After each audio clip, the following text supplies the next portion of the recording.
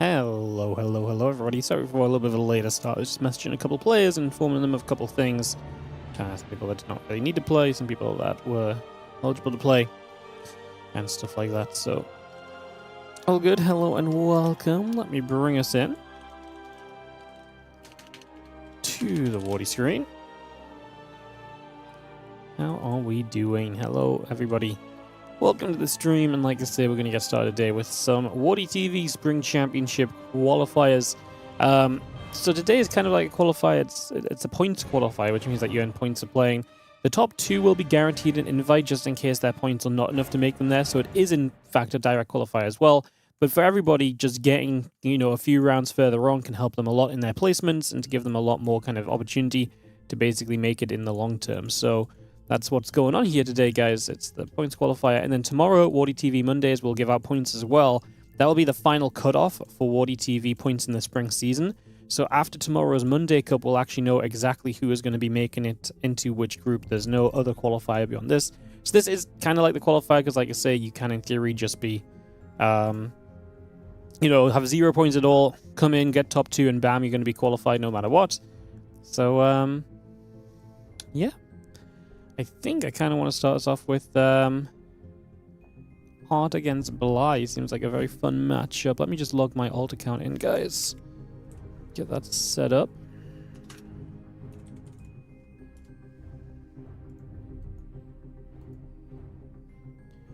Do.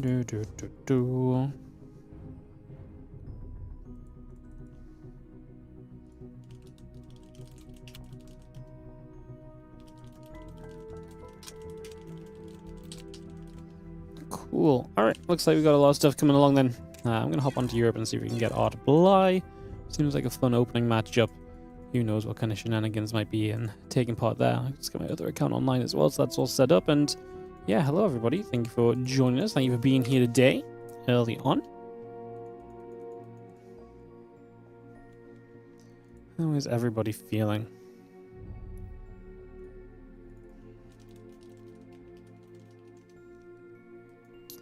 I know it's been a busy day already because there's RSL and stuff going on, but we can kind of working our way around some bits and bobs of it all.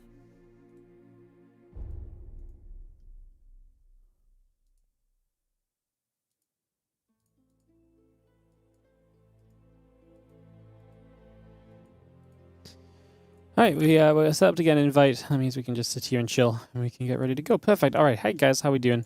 Obviously, a little bit of admin-y stuff. It is a qualifier today, an open qualifier as well. So, yeah. Hope you guys are doing great.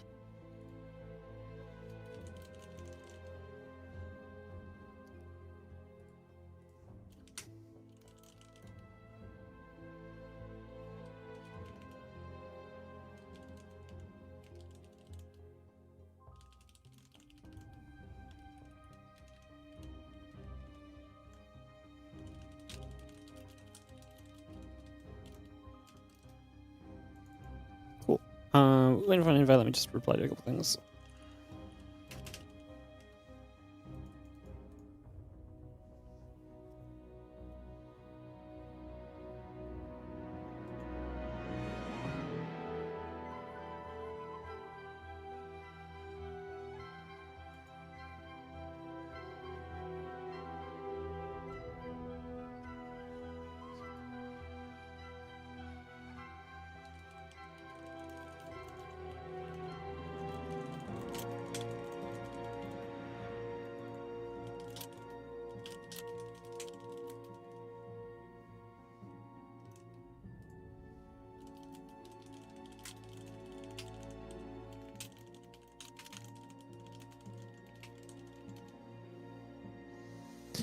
Cool. All right, let's see what's going on as we get ready to go. Yeah, we're waiting for Blind Art to video up, and we'll get underway, guys, and get into some ZVP to start the day. So yeah, like I say, top 2 will qualify directly. That means the finals are not played today, only up to the semifinals. So this is not going to be a super long stream. It's going to be a little short one today. Obviously building up into our spring championship. After today, I'm off tomorrow, but then the next few days following this is actually going to start being a little bit busier again. Wednesday, not so much, but we start having spring championship groups next weekend already and so on. So that's kind of the idea of things. That's kind of where we're at the moment, as we have invited to 10,000 feet to start us off into Bly and Art. So we're going to kick this ZVP rolling. Bly's been playing a little bit here and there again. So kind of fun to see someone who, obviously, if you are a long-time fan of StarCraft 2, you'd be very familiar with Bly. A very unique play style. He's the proxy hatcher, the link flutter, the link flutter, the two-base meter guy. Like anything that's just a bit offbeat and cheesier and just different is very Bly, and really had a knack of making those kind of strategies work. You know, you had to approach Bly in a completely different manner to how you approach pretty much any other player of the same race at any point in the meta. So, yeah, I'm excited to get into some Bly games here, because it has been a hot second since we've actually casted Bly properly here on the channel at the very least. So, yeah, let's get in. Let's see what happens as we dive on down to the bottom right-hand corner to start things off. This is going to be our pink Protoss player to begin the day. It is going to be Art.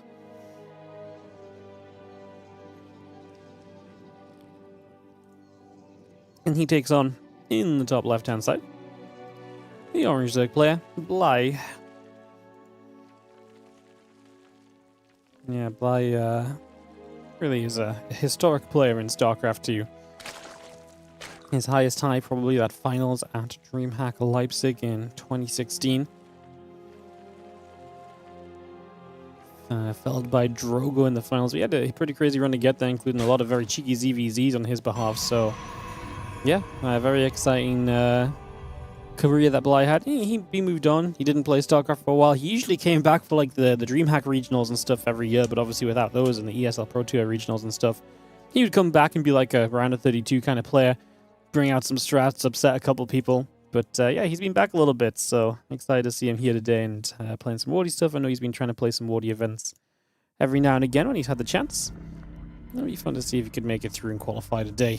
And we just have Hatch Gas Pool all coming up. A couple drones already on the way in production.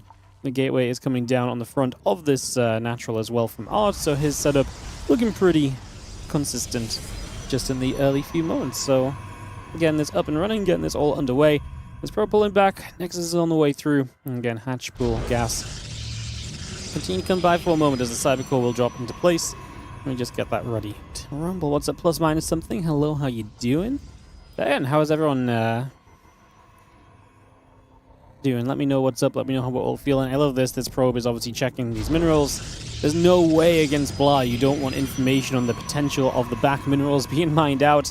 This is something that obviously Yakov has been using a lot lately. GG Machine, a lot of the Russian guys have actually been using this kind of mine the mineral build and breaking through the link flood. We saw Lambo do something similar against Max Packs the other day in the WardiTV Monday finals. So just in general, a very powerful kind of strategy.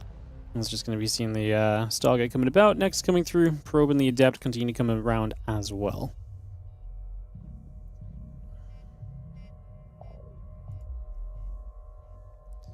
Starting your day with SC2 and coffee. Nice, love it. Yeah, we're starting a bit later today because obviously there was RSL for us to avoid, so I figured we'd just start a couple hours later on. We'll probably be starting a bit later next weekend as well for similar purposes. And yeah. Can I ask something negative? Why in the hell does that Bracket Link site have so many ads? That's honestly not a bad question. Yeah, I guess challenge is, I mean, same as anything that has ads, right? It's a free use system. You don't have to pay to run tournaments on there, and I guess they get by running a bunch of ads. Trust me, I know, because I I frequently bring it up on stream and I zoom in to try and get rid of the ads, and they pop up in the middle of what I'm trying to show people. But yeah, that's one of those cases where maybe they could go a little bit less hard on the ads, and maybe it would be a little bit neater. There's these lings. Oh, there's actually going to be drones here, but they're going to hide to the side, trying to get away from these adepts. The adepts don't see the drones, so we're going to go for a delayed mine out. And like I say, we've been building a lot of lings recently. These couple of adepts right now need to be kind of careful. They don't want to let themselves go down if this is going to become, you know, a whole thing of aggression. And drone starts to mine. Will we respond here as Art? Does he recognize what's going on? A couple of lings are going to start coming around the side. They catch these adepts. Would be amazing if we could actually get rid of these adepts. Would do so much for you, as now the probe comes over here and he begins to wall off, and yep, that's the issue, that, you know, once this is walled off, what do you really do here now as Bly? This puts you into a very tricksy position. It definitely takes away from where you kind of want it to be. And you've sent 4 drones across the map. You've got a bunch of lings out of time from where they should usually be as well. The Oracle got a couple kills, nothing too major. It's been deflected otherwise. But yeah, Bly is just now going to have to go back to droning. This has not worked out. That pylon off over to the right side, again, really is just the indicator of like, hey, I know what kind of sneaking stuff you can do on this map, and I'm immediately going to make sure that that does not happen. And now Bly, like I say, has put himself behind for attempting to do something that Art has had very good vision over as well.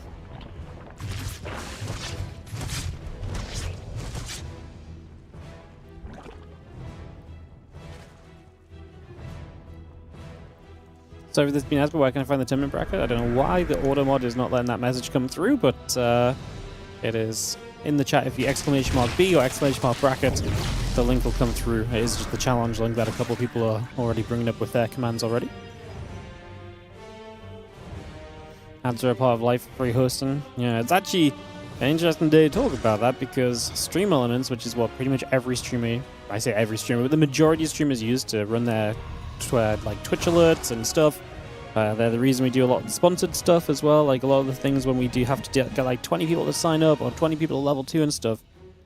Stream Elements is apparently closing down / searching for a buyer because they have just got no money, which is not really surprising to me, because I guess the only way they'd be making money is the percentage of sponsorships, because anyone can use it for free, and yeah, they don't really take cuts of anything else, which is why people use it as their like tipping platform and stuff as well. So yeah, that's been all over the Twitters this morning. Been looking into a couple bits of it, but yeah, it's been an interesting one. Like, I'm just really not surprised. Like, there must be tens of thousands of people using this site and making absolutely, like, okay, it's all well and good if like 500 streamers are using the sponsorships and making money for Stream Elements in that way, but like, what about the tens of thousands of people who are using it that just don't? So yeah, no, the Stream Elements stuff is very intriguing. Something we might make us have to reshift a couple things on our side, and we'll see what happens when we get there. There's just got a few head temples coming up, the Forge on the way, the charge is being brought on, a couple of Archons being brought up as well, Spire on the road, Troy all in production. Bly obviously got in for a few drone kills, but overall he is behind on the economy. That Spire gets scouted very early as well, so now you just know about the Spire straight away, so now Art is very aware of what's up. He even drops a revelation, which I really like, because if you scout this and then it immediately cancels, then you're essentially reacting to something which is just not really very meaningful. But what happens now instead is now you actually force Bly, if he wants to cancel this, to wait even longer, and then it feels even worse to cancel because it's further along. That is not nice though. He is able to catch one of these Archons, able to get that grab nice and quickly. Turning about here, the Oracles are still diving through. One of the Queens going down. Now the other Queen's going down as well. Oracle's going to stay active here as the Roaches continue to keep themselves busy. Spore Crawler flying back again. The couple Oracles go back the other way. These drones are being chased. I mean, Bly just having issues dealing with this and getting this all cleaned up. He has started to make a bunch of Roaches, but that's Roaches spending the money that he might have wanted to use for kind of Spire Mutalist play also instead. And obviously the economy of Bly taking a bit of a beating during this. Can't mine off this location while all of this is happening. So all of that taking place is the couple of Oracles still active, and the Roaches still pressuring for a little while longer. There's a couple of those outs go down as well. 2 sentries, the Immortal and the +1 coming about, gates and the probes building as well. Robotics facility about to be done, so bring that online. On the bottom side we just have this Overlord overhead hanging around to see what else is going on as well. 3 more Stalkers coming up with an Immortal in production. The Phoenix on its way. That more pops out. The couple of Mutas actually going to go in and chase that Oracle also. First Oracle goes down, second Oracle being hunted, just about pulls away from this. And again, the few Stalkers and the sentry shots just going to nibble through, and that Overlord is going to be cleaned out already. So, taking that down, the Mutalisks are going to go and make their way back over to the right side. And again, Queens, Overlords all producing the Archon, the Phoenix, and the +1 upgrade coming about. The Nexus dropping down onto the low ground over here. So just going to put that in position. And it's going to be some Mutas. Continue to get after a couple more probes. The Phoenix show up. A couple of those Mutas going to take hits straight away.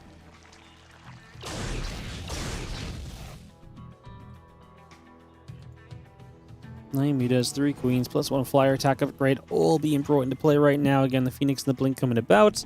+2 attack upgrade coming up as well. The Immortal and the probes and the Nexus continuing to build by. So you can see the extractor dropping down for a couple moments, and again, those meters still taking just a little bit more damage. The problem is like I said, we saw all of this just so early on. The scout is being spot on out of art. Now these mutas giving themselves up as it just kind of wander forward into a couple of the Phoenix. That's obviously going to be a no-go. And if you want to see success here as Bly, his position is definitely not great. Two more Mortals, the Archon coming around. The other units, the Phoenix still pulling back down the bottom. The Oracle still sits out over to the far right as well. Again, Archon, the Phoenix coming about. The Observer is coming up too. The Mutas, melee upgrade, and the Flyer attack upgrade all producing. And this army still just rallying around this right side, figuring out what our next steps are going to be. Mutas coming across again. Melee upgrade, plus one with Flyer attack. All building. So a lot of units up top, actually. So this group is ready to make a dive onto this base. Actually taking some big damage straight away here. The Ling Roach Force coming straight through. Just going to get in after the pylon goes down straight away as well. It's a nice catch. Going to drop a recall. Everything being brought back across. And that's just going to be a lot of pro skins coming over. I mean, Bly gets a bunch of probes so far. I'd rather these mutas had just gone running into the natural mineral line. I actually think they could have done a lot of economic damage by now. Instead, they kind of came to try and join the fight. Bly obviously loses a lot in the fight in the end, and now he's losing a bunch of workers as well. The Zealots are shredding through the forward mineral line, so that base is in trouble too. Things will finally play cleanup, but again, it's just Bly who constantly feels like he's on the back foot and has been throughout this game, more or less. I think it was the expectation. Bly a little bit out of practice and everything, is maybe not the guy we're expecting to come in here and look, you know, particularly kind of 100%. Those meters are going to continue back down that right side. Just bringing that back over for a second.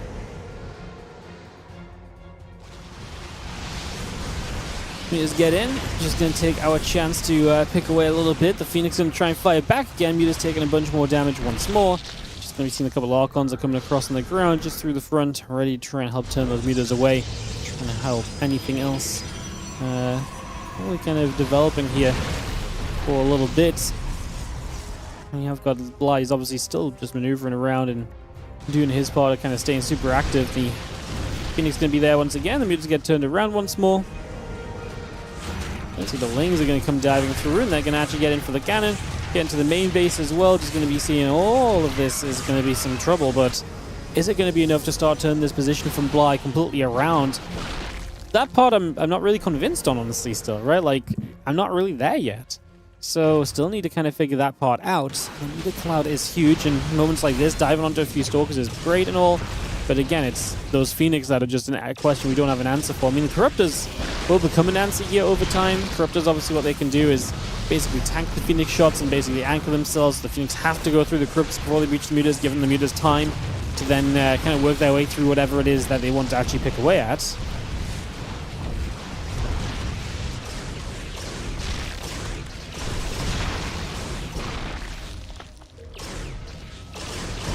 Let's go after a few more of those mutilators. It's going to be 12 workers going down.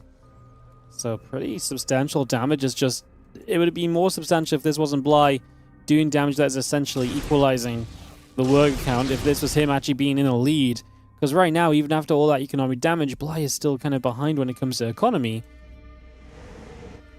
Just has not been able to do enough at all.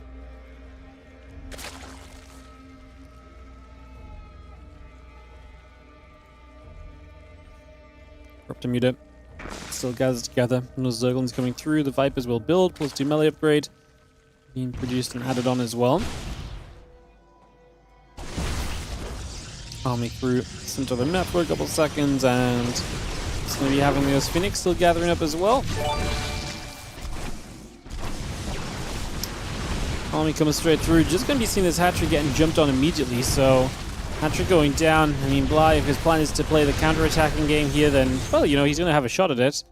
So he's going to have a go. He's across to the other side, but again, his army is really not sizable compared to his opponents. Maybe a recall his art, which, is it too safe? I actually wish he just kind of kept going. I actually really feel like he has enough to kind of keep the pressure on this in general.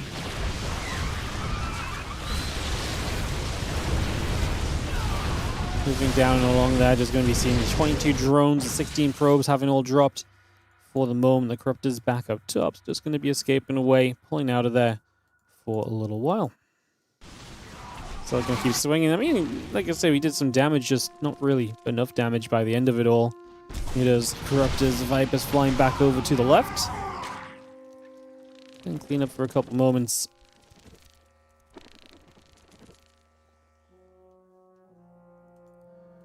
Major Corruptor and Viper Force back down the bottom. Roach is going to come across once more. A couple of these Zealots are going to get caught. Just going to grab those straight away. And now a couple of Mutalisks taking some damage. The Archon's putting some work in there already. Mortal Stalker Phoenix is going to be showing up to try and keep firing back. Just feels like we've got too much control here on the side of Art. We've said it a couple of times at this point, but I think he is definitely just securing himself an absolute stronghold position in this game right now. Hey, what's up, Alexane as well? Thank you for that Prime sub. Appreciate the support today. Thanks for using your sub on the channel. Helps us to keep running WardiTV events just like this, just like the Spring Championship that will be coming from this qualifier today. So thank you so much for supporting that. Really appreciate it. Again, Roach's counterattacking Bly is always giving himself at least a chance, right? At least an option. It feels like he's never without something of an answer, and even if that, even if the answer is not necessarily looking to be enough of an answer in this case. Stalker Archon still morphing through. The Immortals are going to be here stepping up. This Hatchery will take a few more shots. Hatchery going down. Just going to see a couple of those drones going down. So yeah, Hatchery falls. Just going to be seeing the Mutas coming about. Just going to be seeing the probes going down as well.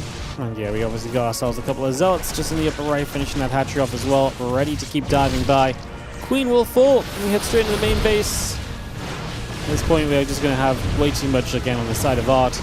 Bly is looking like he's going down and out here.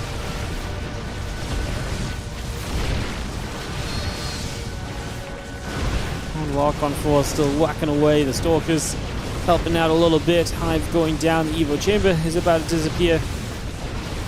And then those Roaches are going to be right there, still trying to show up. The Archons are still going to be there. The rest of these Roaches keep on dropping away. The Mutas overhead are going to get walloped. And that is going to be GG. Art takes game number 1 of this best 3. Had pretty much a comfortable lead throughout, but Bly being Bly makes sure he can actually keep this game within reach. If the opponent makes enough of a mistake, then yeah, absolutely you can see where Bly gets back into that one, right? So Bly making it so that you have to just play cautiously for an extended period to see it through to an end. GG's. Not much else happening on the bracket just yet. A couple players advancing through, nothing too wild for the moment. We'll update you guys if anything extra happens as we're going to go into Celestial Enclave here from Art. Get that ready to go in a few moments' time. Bringing this up and getting this started in a couple of moments.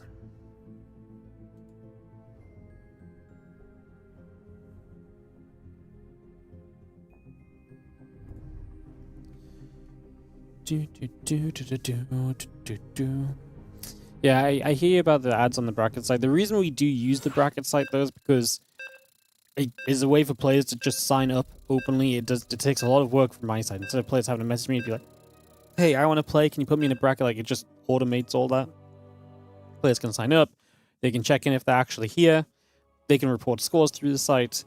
There's a reason we use these sites rather than just using like Liquipedia. I mean, when it comes to like events where it's like just a group stage on a day, we obviously do just use Liquipedia. But for anything that's open cupped and so on, it just goes so much more smoothly. And the only reason we don't link the Liquipedia as the bracket link in the chat is just because the challenge site is the most up to date. So just in case Liquipedia is not getting updated, which is rarely the case, but sometimes it does happen, it just means that we can obviously, just know that you guys have the most up-to-date info on the bracket.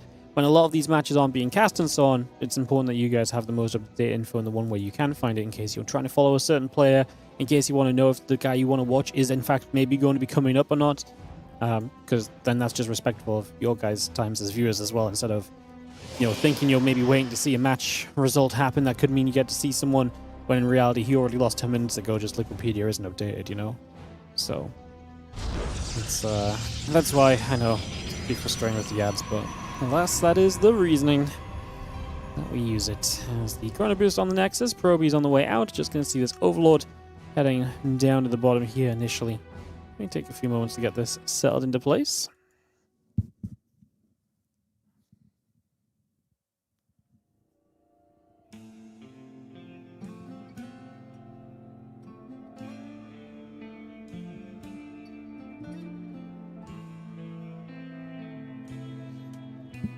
Overlord still heading down the bottom side. Just going to be seeing the hatch gas and pool all coming up. Bringing a lot of this into play already. Again, the Overlord heading down to the bottom. Just having this probe coming across here from Art. So just bringing that right down to the bottom side. Next on the side before coming up. Probe on its way. And just having, again, hatchery, drone, spawning pool. Continuing to build.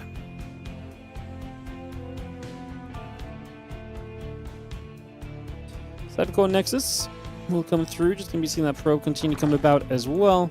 Again, that pool finishes up. The hatchery finishes on the low ground. A couple of queens and the lings. And the Overlord still building through.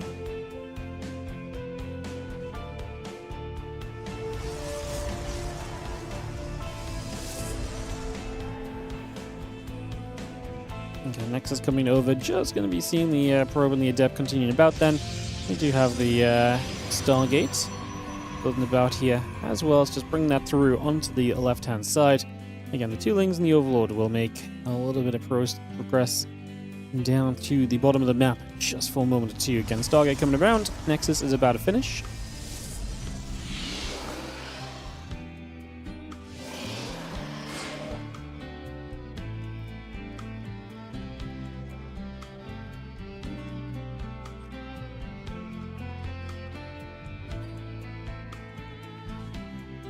Yeah, that Stargate coming about. A link speed is coming through, so we just get that settled in for a few moments here. Bring this around, get this settled up into action.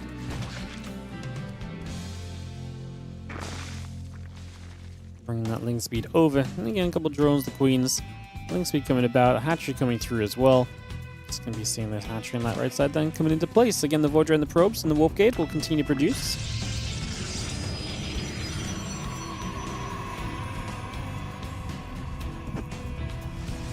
We should be finishing very, very shortly, as again the warp gate will be done shortly as well. Just going to be seeing that gateway on its way by. A couple of probes coming up.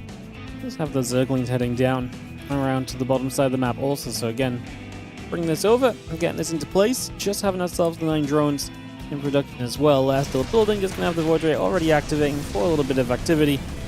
It's going to beam its way through this Overlord for a couple seconds, clearing that out. Benefit of making this Void Ray early is you can get rid of those Overlords, and then takes away some of the potential aggression that maybe Bly would typically go for, such as the, I'm just thinking possibilities such as like a, Nightuses, right? You know, you have less vision with that Overlord, which is obviously in general denying the Overlord and denying vision is good. Just reasons why it may be especially good against Bly, who can be so sneaky with different things. Stargate right in the back. Those things going to nibble on it, but not really going to see too much happen there. So there's some nibbles on the pylon, not much taking place.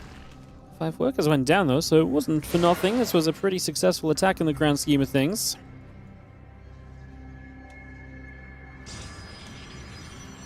That was a kill in the Nexus. Oh, it might have been. Sorry. Yeah, good spot. That was a killed Nexus, not a canceller. So a few hundred minerals being lost there. That obviously shouldn't have been 300 minerals you could have saved by a cancel and a rebuild.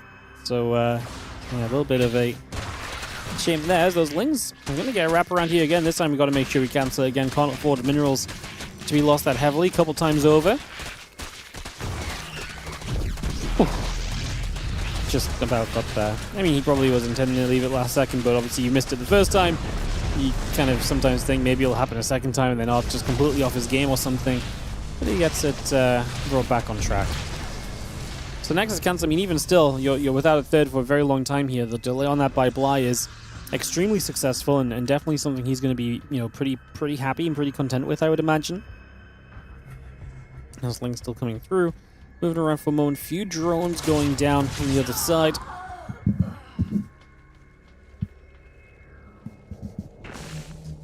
Temple Archives, the gateway's coming up. The Hydras will continue to build. Still getting through. Actually going to jump onto this Adept for a couple moments. The Overseer going to be right there as well. It's going to be there to join up and make its way through. And the Lings are still trying to break their way at the front, but the couple of Adepts holding for a while. Now the Lings are allowed in as the Prism saved the Adepts by lifting them. We're going to lose multiple probes here, so damage shall be done. There's another Immortal coming out of the Robo facility, if nothing else. I'm just going to see the Zerglings are going to get back up into the main base for, what, another couple working kills? It's going to be 5 kills in total. Good target firing here. Could have maybe lent us one more because the couple nibbles there went wasted in the end. On the other side of the map, the Oracle has 5 kills. It's a decent status on the Queen and a few drones as well, so delaying the third base economy, the in-base economy of Bly.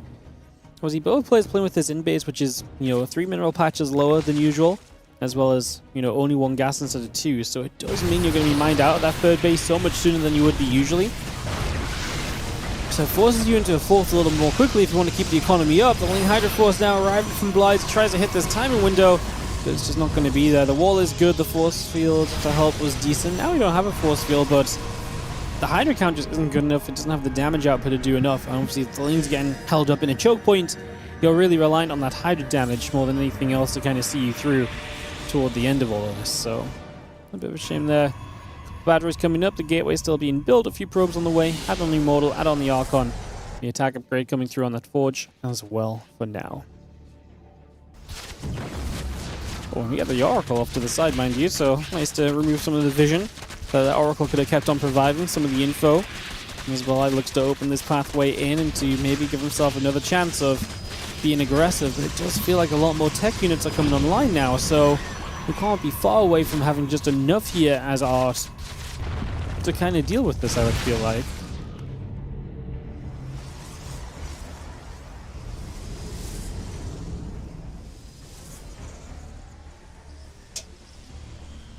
We'll charge the +1. We're still coming around the Link Hydra over on the right side, settling as well the Prism. We'll just move over for a few moments. The Zerglings will come across to the left.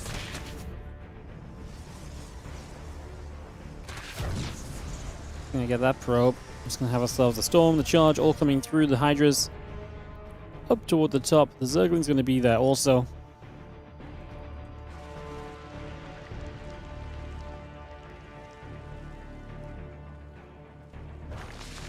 Storm, Charge, the Zealots all building.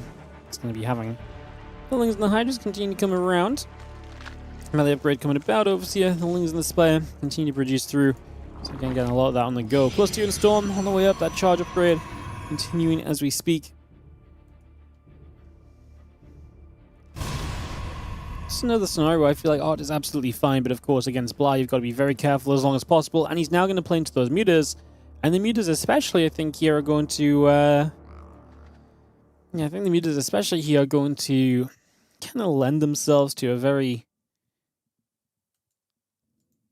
aggressive situation where you're going to have to be really careful as Art to make sure things don't get too far away from you too quickly. He's going to catch the Prism, so at least we know for sure about the mutas. Phoenix reduction has just now started, so this was our first sighting of them as the Zealots get cleaned up. Still gets 5 drones. Main army already on the map. Do we push with this? 3 Archons should keep you fairly safe. Maybe 4 Archons should keep you extremely safe against those Mutalisks actually, so two of those should be okay just for now. The Bane's going to turn around, getting some shots off. Storm's coming into play. Wow, nice Storms hitting those Hydras hard. This has not been a great start for Bly, but I do worry a little bit about kind of Art still being out over here, because it feels like it's not going to take much to kind of just punch through these last few tech units. And if these few tech units go down, then this obviously becomes an absolute disaster here on the side of Art, because then you lose everything and the mutas are capable of counter-attacking. Well, the mutas are still serving counter anyway. 4th base location on that lower 6 o'clock location still being denied from the base, although we do have other locations available instead. Drop the recall. We're going to get a little kill on that. Mutas will continue to try and find their way forward. 11 mutas still on the map. We've lost only a couple of them. It's actually really not too bad in the grand scheme of things right there. Phoenix hits going through. Those mutas still taking hot shots. Again, the Hydra's coming up as well. A couple of cannon shots and the mutas will take a bit more damage. Going to be bringing that one around for the moment. Again, Fleet Beacon coming through. Phoenix, Probe, and the +2 attack upgrade coming up as well. Continue to bring this online. 11 Probe has lost his serious damage, and Bly is putting himself into a good position right now. Art's lost a lot of his army. His economy is obviously a little bit less than he'd like it to be in terms of being able to rebuild, so fun position for the moment.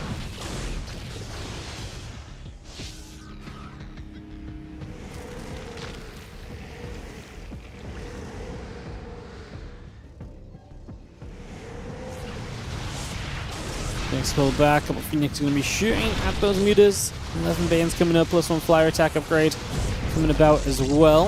And they're still trying to poke onto the sides. The pylon going down. The couple of Phoenix going to be shooting back as well, trying to get a bit more done. A few Banes going to slow waddle in over here.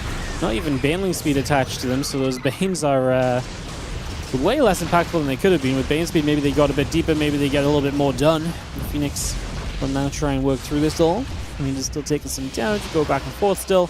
It is the Archon, the Immortal, coming back around for a couple moments.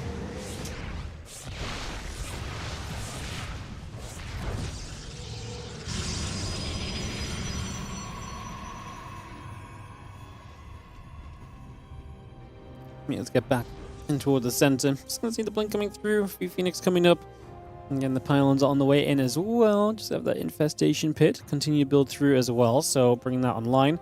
Again, the 9 probes killed is nice, but if Art defends on 4 bases, I still feel okay for him. Just take your time. The Phoenix is going to deal with the mutas, and then you can just build up everything else that's going to deal with the Ling Bane Force. And then that, in theory, is how you deal with this right now. Obviously, in practice and the execution of this, there's going to be a little bit more to it. It's going to be a little bit more finicky, but let's see. It's a great storm onto those Banes. Again, I can't believe we're still Baneling speedless, because the Bane speed feels like an absolute essential kind of requirement at this point to really help us out. Those few Stalkers punching again. The Phoenix is going to be there. Mutas just turn away for now, backing it up from them Phoenix shots. Bai has once again done what he was trying to really get done in the last game, which is just to keep himself alive more than anything else. Probably knowing if you can just stay kind of alive, then, like I said, there's always a chance when you've got the control of the mutas and so. The question will be is if Art sits back and just builds up a mega army, can Bly then fight that? That's almost definitely going to be the challenge in this game for Bly. Now that one's really kind of out in the air at the moment. A few Banes rolling down this bottom side, just going to crash through. Pylon gets depowered. Gate's going to get hit. A couple of Banes crashing into those Stalkers as well. Again, +2 melee, +1 carapace, all building through. The Hydras and the Overseers come out over to the upper left once again.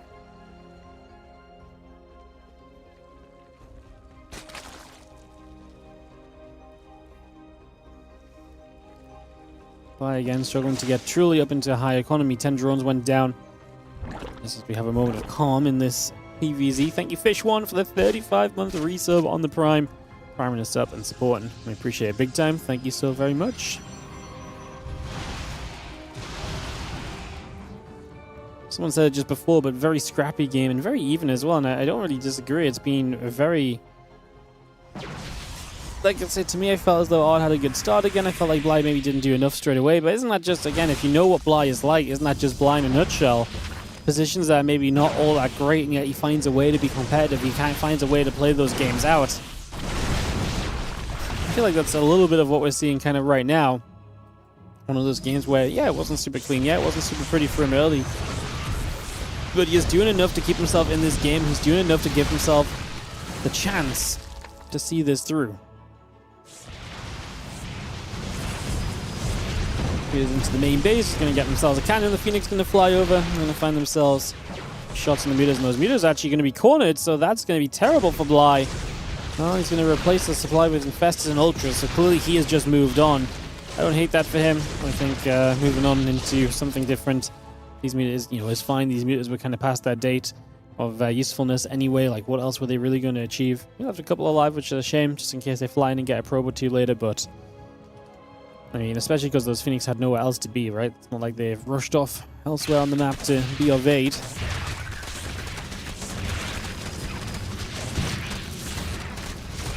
Well, Link's poking the front. Tell you what, Art has gone a 5th base online, and if you can mine from this, that economy income is going to be so difficult for Bly to beat because he's just going to be up against so much Protoss. Instead, it is still only 57 workers in the game, so Bly has again controlled this flow of Protoss unit production pretty decently through handling the economy so far. Again, Microbial Shroud coming about, the Ultras coming over.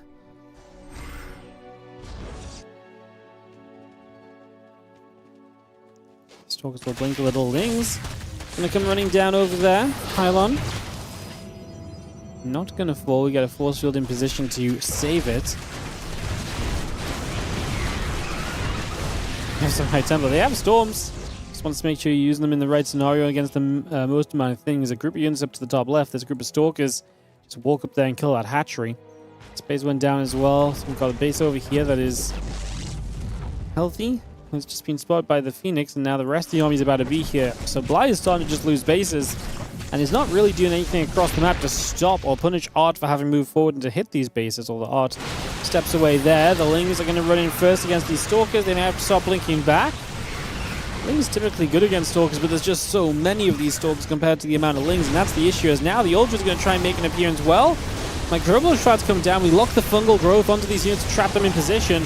The Immortals just need to shell away at whatever Ultras they can for that bonus damage, but Microbial Shroud actually doing a decent job of minimizing the damage you're taking. In the end, I don't think it's going to be enough, and we're letting lift from the Phoenix onto the Infestors, so making something more of this. Bly brings those 2 meters back in. Like I said, you left them alive. Bly may try and make a use of them. It's not the end of the world, but it's probes that you maybe didn't need to lose as we warp in Stalkers to push them back again. So just a distraction, just a few workers, like I say, that were unnecessary losses in the grand scheme of things there.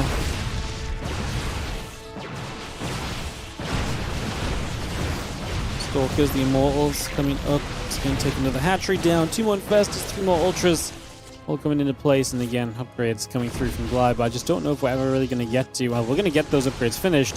I'm not sure if we're ever going to see enough units on the map for those upgrades to genuinely be meaningful. And the new units that are on the way out do not seem as though they're going to scare Art off. And Art is just going to see this one through to a GG to his favor. It is going to be a 2-0 Art into the round of 8 of this Spring Championship qualifier, where he will play against Percival, which is the only match that was left to get started there. Okay, Nick and Skill is already playing for 12 minutes, so the round of 8 looks like this. Percival versus Art, Geralt versus Strange, Mana versus Jumi, and Skillus versus Nicorakt. And again, top 2, guaranteed qualification, whereas everyone else just earns points towards the qualification process. So you can look forward to that. Very exciting. Alright guys, we'll take a couple moments. I tell you what, we'll be a sec. I'll run some ads, I just need to sort a couple things out. We'll be right back then, and we'll come into our next matchup here. Probably Art Percival for us up next.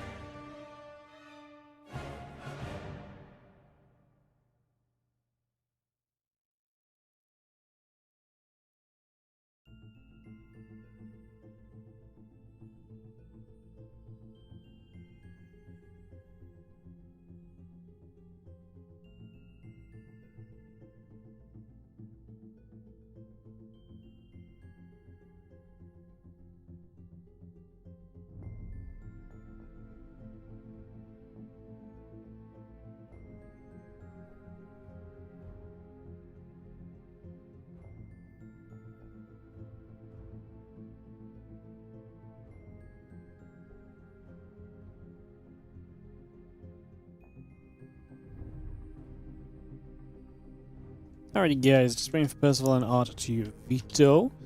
No other results really on the bracket. We've got the round of 8 fully set. The round of 4s will come after this. We've got Percival and Nicarak representing Terrans, and there's a mass amount of Protoss in between them on the round of 8 in the bracket. So, see where it all goes. We'll see where it all goes as we get ready to begin. As we are going to go into Percival Art, we'll just follow this section. It kind of makes sense for us. We're heading to this round of 8, and then round of 4 comes after. Like I say, finals are not played. Just update on that on the bracket, just in case it makes anybody recognize that we don't play those. Art is just going to be RB a minute, and then we're good to go, pretty much. So, kicking this off. Kicking this into some action.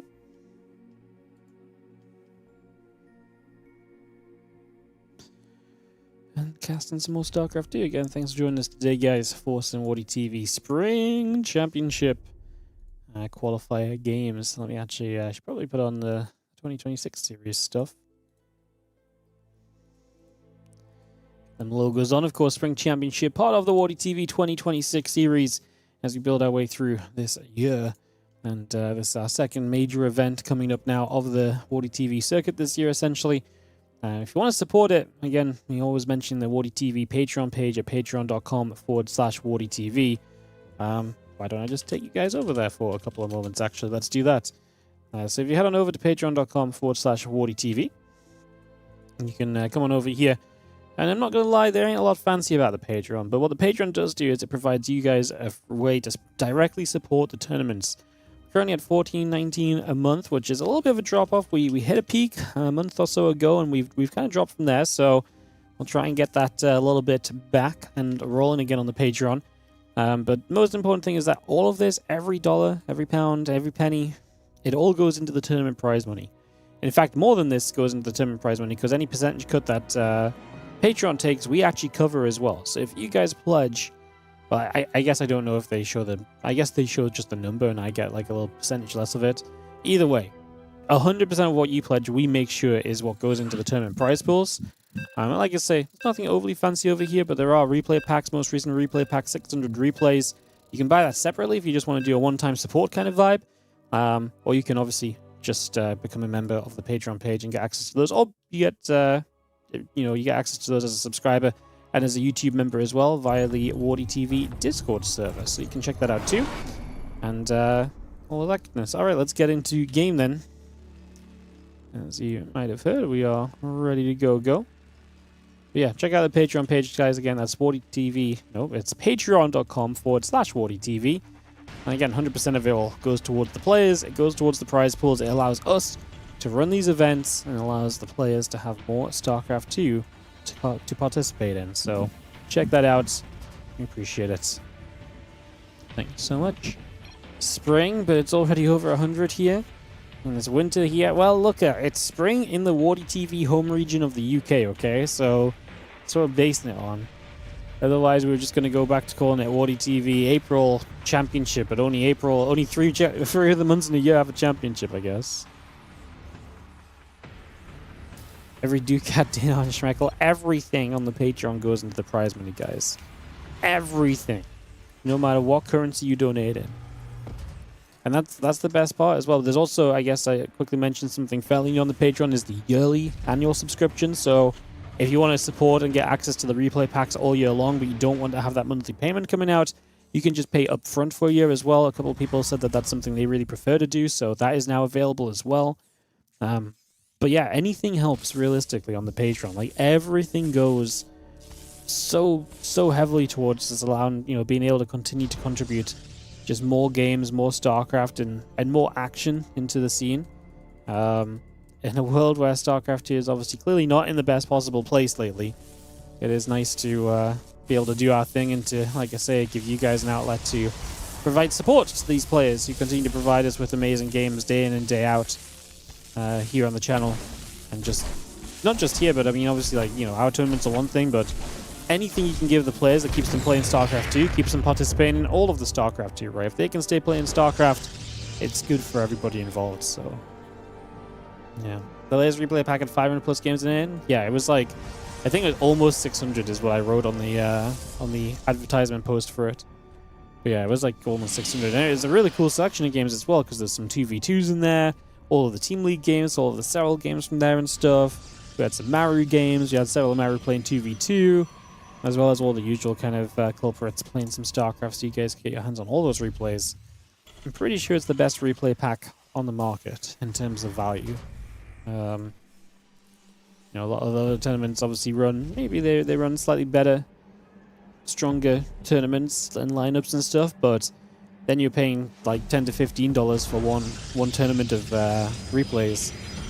You can pay $5 and get the entire month's tournaments of replays on WardiTV. So, you know, one of the better replay packs out there. Some are better than others, but of course it depends what you want as well. If you want to see what happened in the GSL replay style, then the GSL replays are going to be better for you, right? Hey, what's up, Micnl? MICNL? Thank you so much for the 55 stream watch streak. Good to see you. No cancel. Yeah, Engineering Bay died. So first of all, missing the cancel in the Engineering Bay. He is going to show up with these two Marauders now. Across we go straight into this natural. Is actually going to target fire down the sentry. Guardian Shield. Going to keep it nice and safe though, so that will not go down. We do see the Marauder being chased by the Zealot, just backs away. And this Marauder desperate to try and catch the sentry and just get something for his efforts here. Oh, we are not going to get it because the probes finished off the Marauder before one final shot. So the sentry lives. Great little bit of micro from Art early, as he does end up losing the Zealot out towards a bit more toward the middle of the map. But hey, you can't really complain when you just saved that sentry, and that was feeling as though it was almost definitely meant to go down, you know?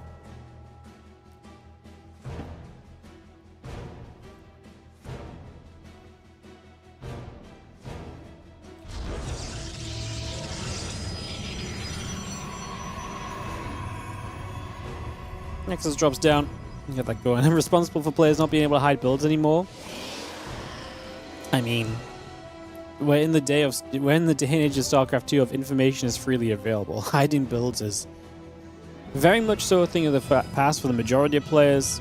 Unless, you know, if you want to hide your builds, you just don't do them in tournaments. Realistically, like, VODs and stuff nowadays are so good too, like, and so accessible.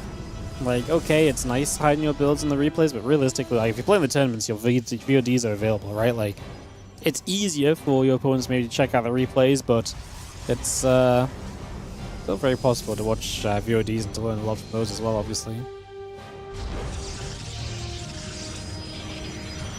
I was just gonna pop. We do have our +1 attack, combat shield, Marine the tank. Continuing through, a couple of SCVs in the starboard coming around as well. That blink coming up on the Twilight Council. Let's bring that over. Again, we do have ourselves a couple of gateways already coming into place. Going to be bringing that straight through as the Stalkers will continue to make a push towards the upper left-hand side and get ready to go. A little bit of aggression into this natural in the next few moments.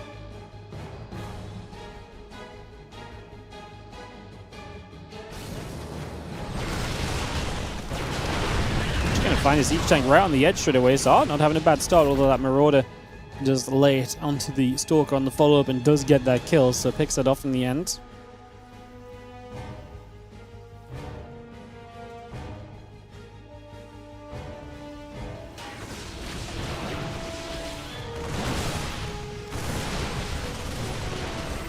Fire just going to push the couple Stalkers getting shoved away. +1 attack upgrade still coming through on the Engineering Bay.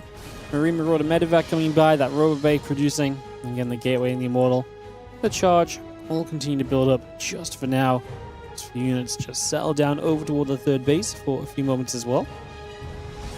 Just going to be hanging out over here for a second or two. See what will be coming next is over on the left side. The Stalkers had a cancel on that command sense. Just going to knock that straight down.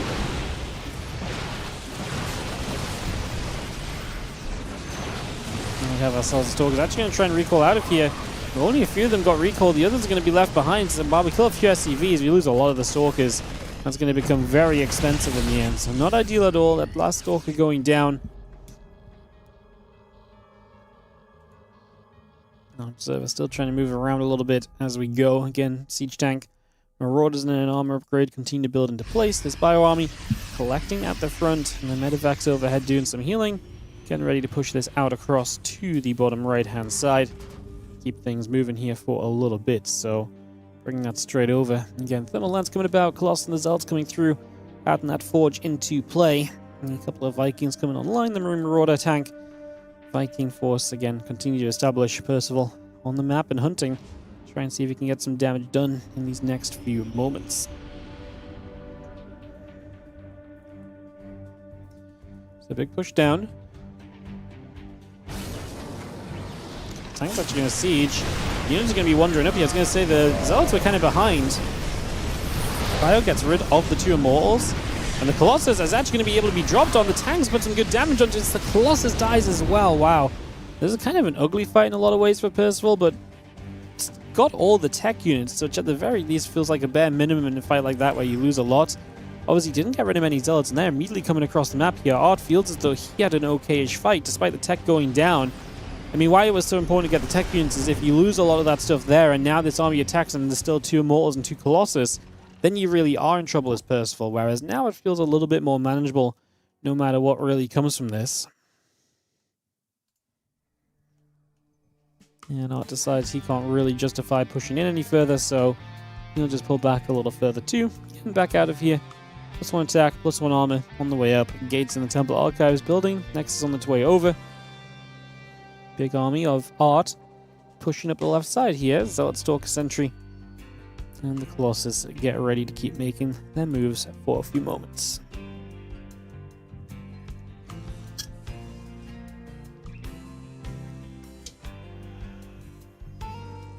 Armory and Engineering Bay coming up right now.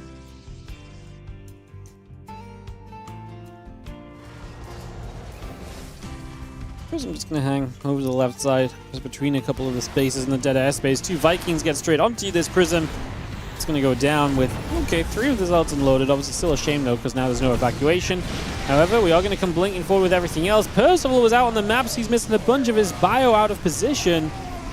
That's a real shame, because actually I feel like he had plenty to deal with this. I don't think this had to be actually that problematic at all. But the reality is that because he was out of position, he loses so much there initially. He pushes him into a lot of trouble. 16 SCVs down. Probably should just be stemming to kill this Colossus here because it's trailing behind everything else, so he could have had it. He's obviously busy elsewhere still dealing with the Zealots in the main base, just still dealing with the units that were everywhere else. Percival drops down, like I say, out of position, caught off guard, and Art continuing to capitalize on what has been a game of mistakes so far from Percival. He's definitely made a handful up until this point. He's definitely kept himself from kind of reaching greater heights, so not ideal.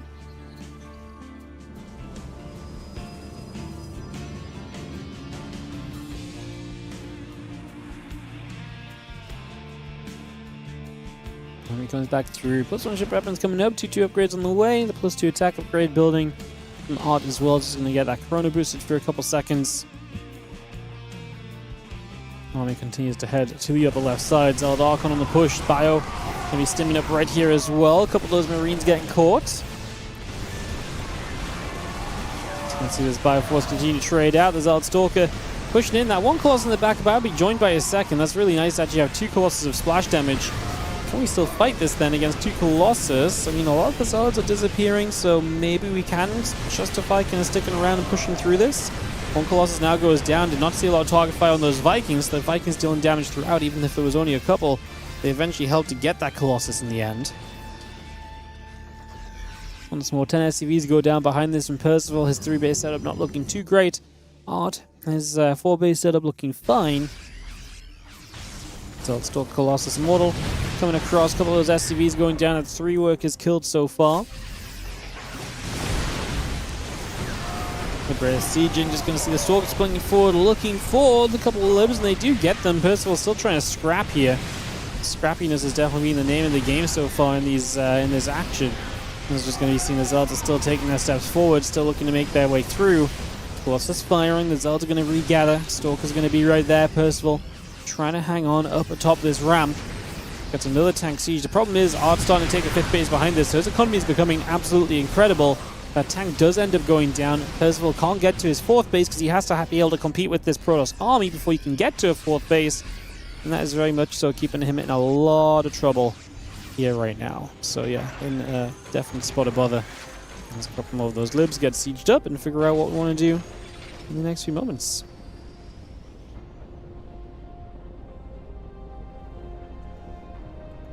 Let's see what our plan's going to be. Command center onto the 4th base.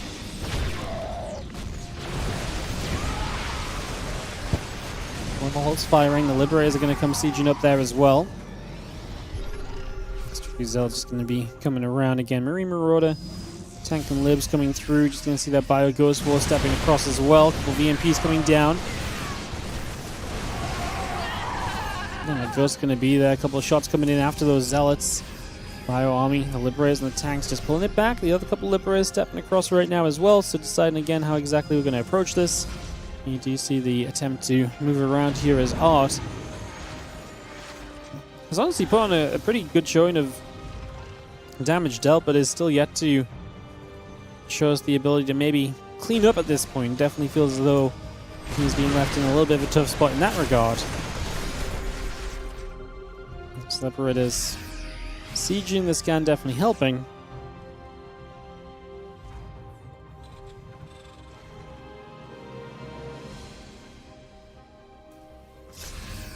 Across the map, it's a drop of Marines. That's the Percival drop. He loves this one medevac of Marines, and he's going to find himself a good amount of probes.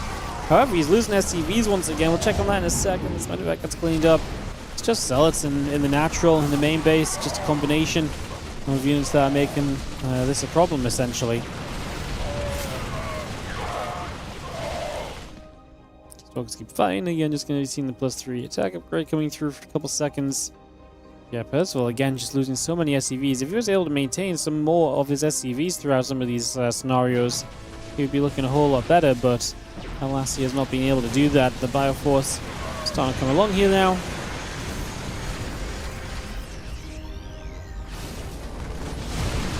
And the libs are massive. They can really hold your position, but again, Percival needs to be able to trade well here because his base count, it's only just gone up towards the 4 bases. He is looking as though he might be able to keep that part of this game alive for himself just now, but Art is consistently here, poking and ready to kind of accost him at any moment, right? So just seeing that playing through as we actually try and move down to the 4th base. We get kind of caught along the way, so again, not an ideal situation. And this army is actually going to push up. This actually might be more than good enough to see this through to a victory screen here on the side of Art. Pushes through. Again, some of his fights have been a little messy in this match, but Percival is kind of lacking units. And these 2 Colossus sit strong. We are going to see the Liberator is going to be an issue, but we get rid of 1 and extra stalks show up. We're going to mean that we get rid of 2, and hence we are very well set. As Art looks to take the opening game of this best of 3. Would be an upset if he was to win this series against Percival, but we're going to be just a map away from that happening right now as Percival falls down 0-1, looking to bounce back in this best of 3. It'll be, like I say, on him to try and make sure that this game, this series, does not end up getting out of hand. Alright, we'll run some ads, and we'll get into game number 2 here, guys. More StarCraft coming up in just a second. Percival and Art coming through.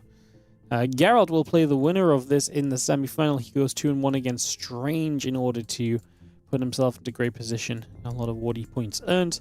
Will help us a lot in terms of, will help him a lot in terms of being able to qualify to the Spring Championship. So again, the top 2 from today get invited into the Spring Championship. We already have 8 players invited as well from the Spring Cup and the very top of the standings that were predetermined before the Spring Cup got set.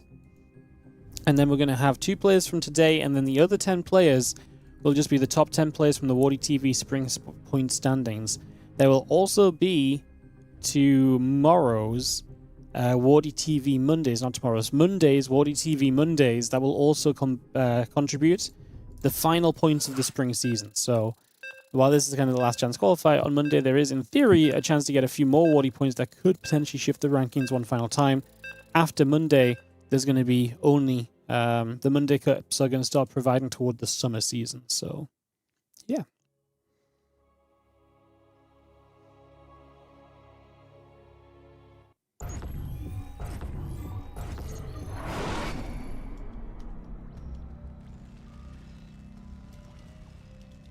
In the top right hand side, it is going to be our blue Terran player. Was not able to deal with Protoss in that last game. Never really felt like he was comfortable. Ended up in a lot of very poor fights, honestly.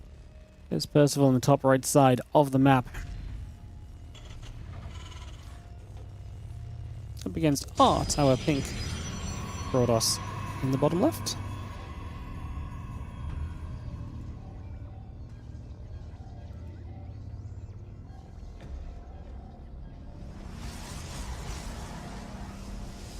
Old Republic for map 2. Always like to mention this is a nice sizable map, a lot of very defendable bases, so you see what that maybe means for the players here. Looking into this second game.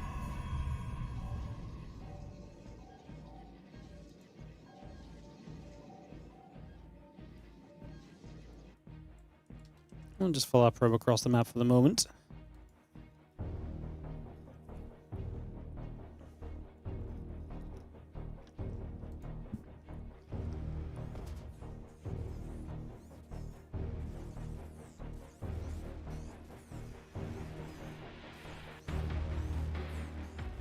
Let's see if you can chase. Probe gets hunted around.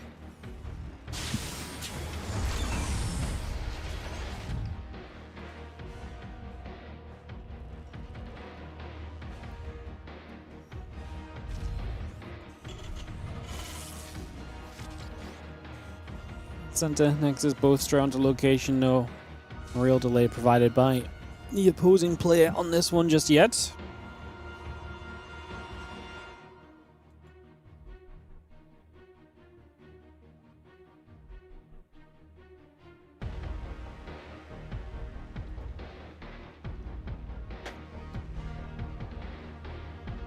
I'll follow this probe back home for a few moments. Just gonna have this Marine. I think I'm journeying around for a little bit as well, trying to see what's going on.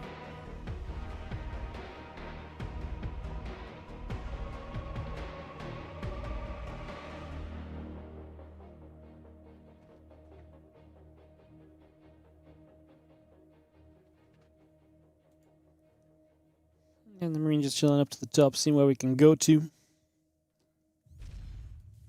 In Twilight Council building, the Adept and the Warp Gate. Continue to come online, Command Center, Starport building, the Marine will still be on its way in.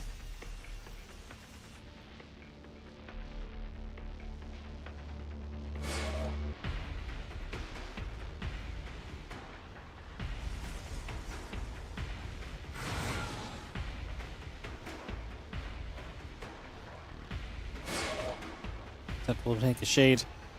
Heading up toward the top sides, just has that Adept on the move again. Cyclone still building about. Starport is about to finish the orbital command building at the moment. Just going to get that natural setup here.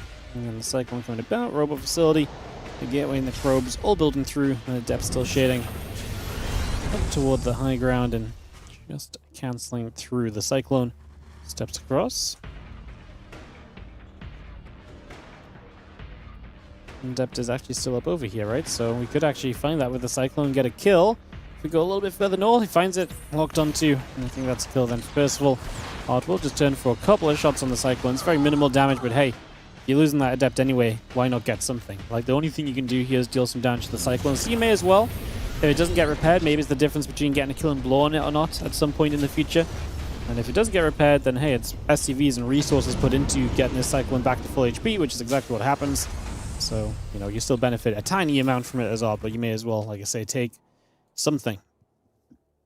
In the world of StarCraft 2, you learn to take things pretty quickly, right?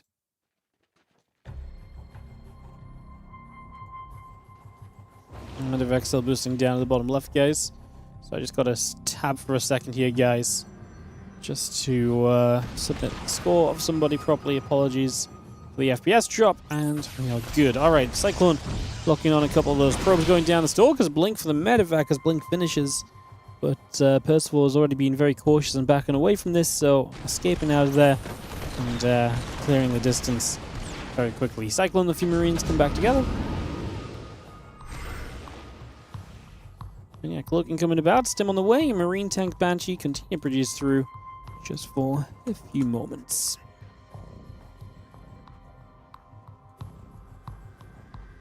Medevac right back over to that right-hand side. And Banshee coming through, Cloaking Stim on the way up as well. Two probes in that gateway and the Forge coming in by as well, just for a little bit.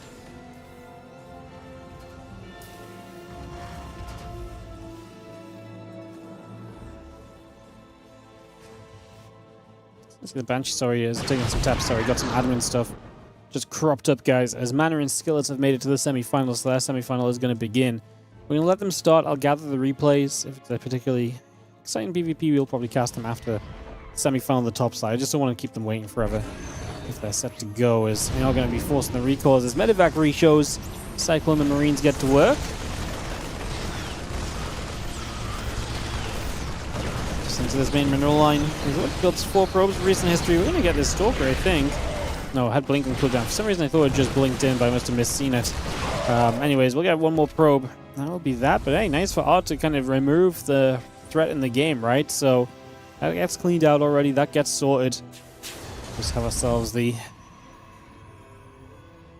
Well, resettling the things here. I mean, Art is not going to have to deal with anything just yet. There's nothing on the map currently. And Percival's going to have to figure out what he wants to try and do next. Is definitely don't feel like he has found the damage he was necessarily looking for over the course of this game either just yet.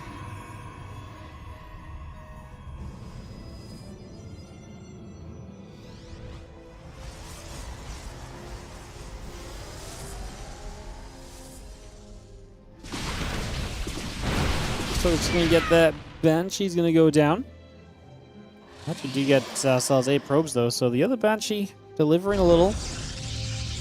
Percival finding some value now. The Biotank Force starting to step up. I see Percival mostly just wants to try and secure the position between his bases so that he can establish his 3rd base a lot more quickly here, I would imagine. It's going to be his choice. Well, Stalks on the map, got to be careful with those because they can end up in a very bad place if you're not careful as well. They have their blinkers, of course, so they can get out of trouble, although 1-2 Stalkers might get caught here. Conquest Shield helping to grab a couple of those units and to keep them in reach. But blinkers off cooldown, so we shouldn't be able to get too much more done at the moment.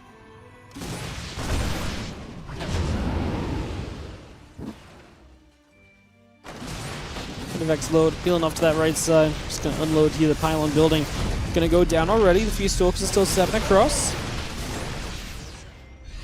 And the Bio fighting for a second. The Stalkers will blink in. And the Medevac's already starting to go down. Both those Medevac's drop. The Zealots getting us around here. Percival shows up with reinforcements. Has to deal with these Zealots. Center on the bottom side of the screen goes down. I'm just wondering if we can actually handle these Zealots. But I mean, Odd is retreating. So seemingly, yes, we can handle these Zealots. As we push this back and we clean this up.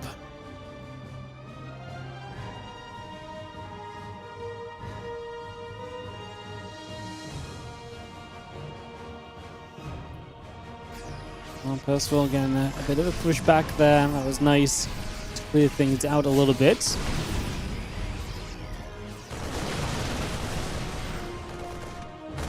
I'm just going to step up. A couple of Zealots going to get chased for a few moments. That's one of the thermal lands continuing through for now.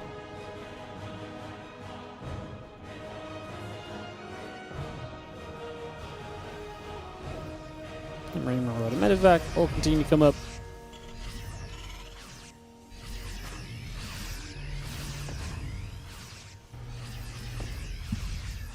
Two upgrades we'll be building from Odds. That's actually going to put him in a really good upgrade lead if we can keep those up, and that'll be 2-2 to 1-1. Almost definitely for a little while, so for some of these fights, Odd is going to be in quite a solid place.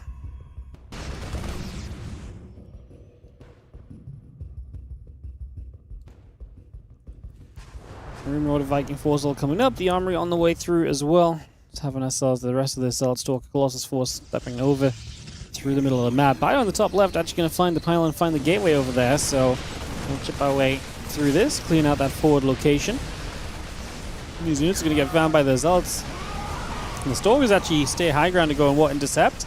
There's a disaster for Art. I mean, he just outpositions himself for no purpose. Like, the Stalkers are like, haha, we're going to cut off your retreat. Well, it's not really a retreat if the Zealots are just going to get killed off anyway, and then the Colossus obviously gets caught walking across.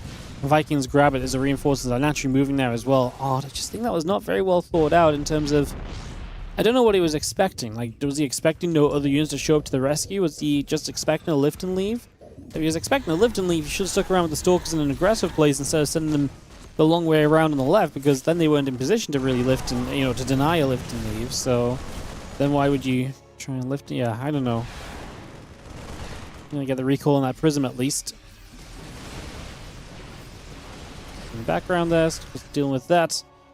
And the rest of this army coming back around. Again, Liberator Marauders coming through. Ship weapons and the 2-2 upgrades coming about also.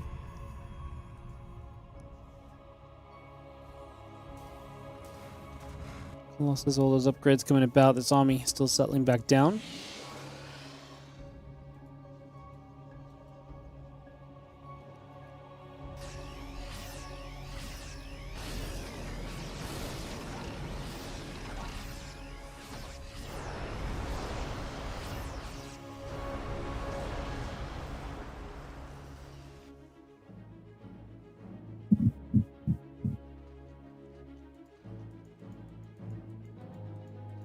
I go quiet just because the game has actually settled for a little bit.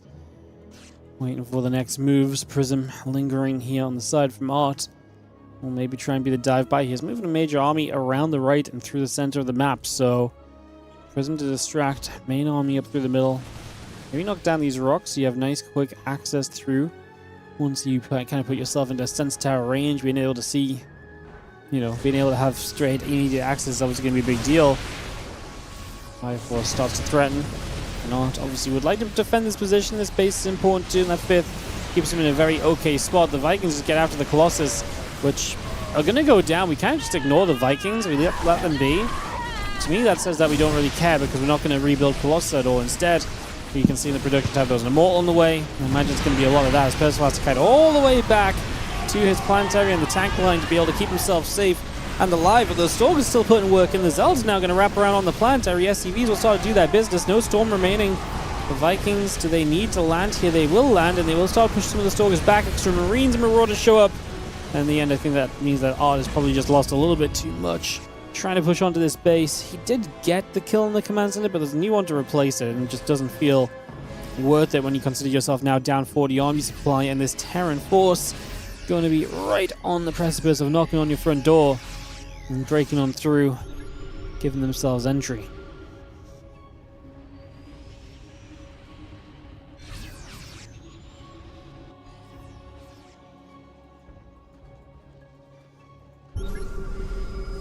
More ghosts coming about. That plus 2 ship weapons coming online. The 3-3 upgrades are coming up as well. Still got this Protoss force. Actually going to get a medevac in the center. There's a couple of storms. Hurting Percival a lot. Unfortunately, Percival shows no respect for that Protoss army, and he kind of just runs through looking to do his thing here, so he is seemingly not bothered.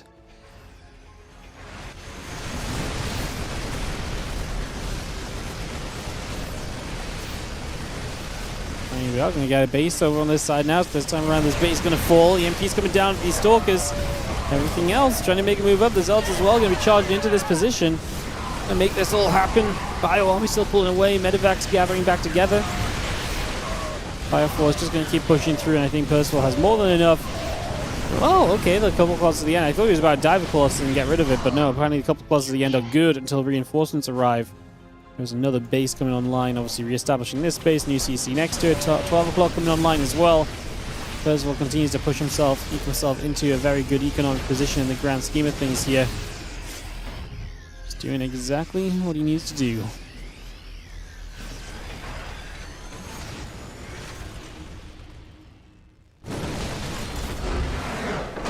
First of all, I'm going to get the GG as Art realizes he can't really deal with this anymore. Taps out. And we're going to go to game 3 of Art and Percival in this round of 8 matchup of our qualifier. 1 match away from the qualifying match. The winner of this will play Geralt, as we've already discussed. It will either be Percival or it will be Art, depending on who wins this. So, get this set to go. In terms of the players and where they're at in terms of the spring point standings, Percival is very safe. He's almost definitely guaranteed one of the invitation slots, so he is looking to be very, very good. Yeah, so he's very safe. Art, I believe, he doesn't get to play the Monday Cups much, so I don't think Art has any WardiTV points. This qualifier is almost more important for Art than Percival for sure. We talk about Geralt, who's still in. He should have... Does Geralt not have any Wardy points this season? Wow. Geralt also searching for his first WardiTV points of the spring season. And we also have Mana and Skillis. A lot of players who are chasing with 0 Wardy points. So a lot of guys who are just straight up looking to qualify straight up in this qualifier. Percival's one of the few players who's super safe no matter what else happens, so funny enough, that's kind of where that is as we get ready to go.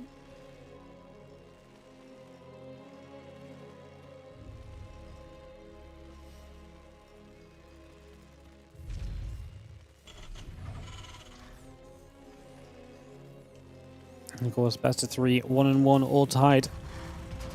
Percival upper left and Art in the bottom right to see who gets to play the semi-final qualifying match here today.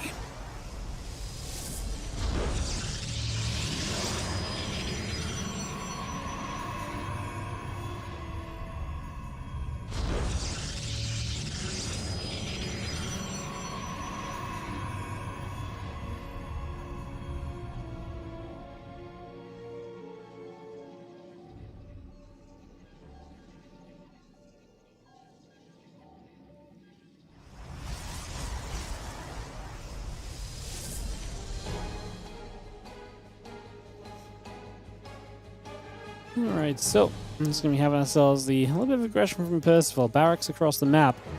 And it's going to be his second barracks. And he has another SCV there too, so I'm very curious as to what our plan is. Obviously, one barracks at home makes this look fairly regular overall.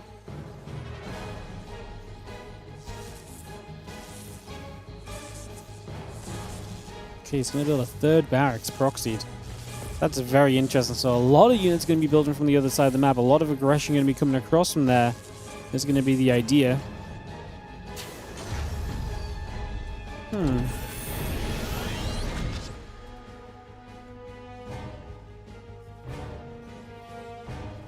How curious. I got Reapers at the barracks on the way through. Refinery coming up. And it's just going to be more Reapers here from Percival. I mean, this has got to do some damage because he's building 2 barracks out on the map. You've got to get something done on this.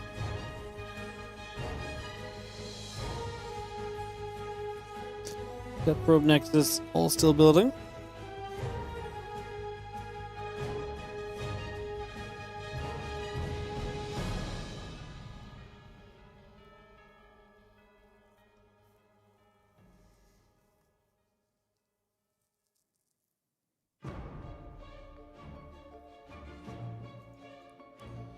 Reapers will gather, and it's going to be seen as Reapers building, and we will have this action soon.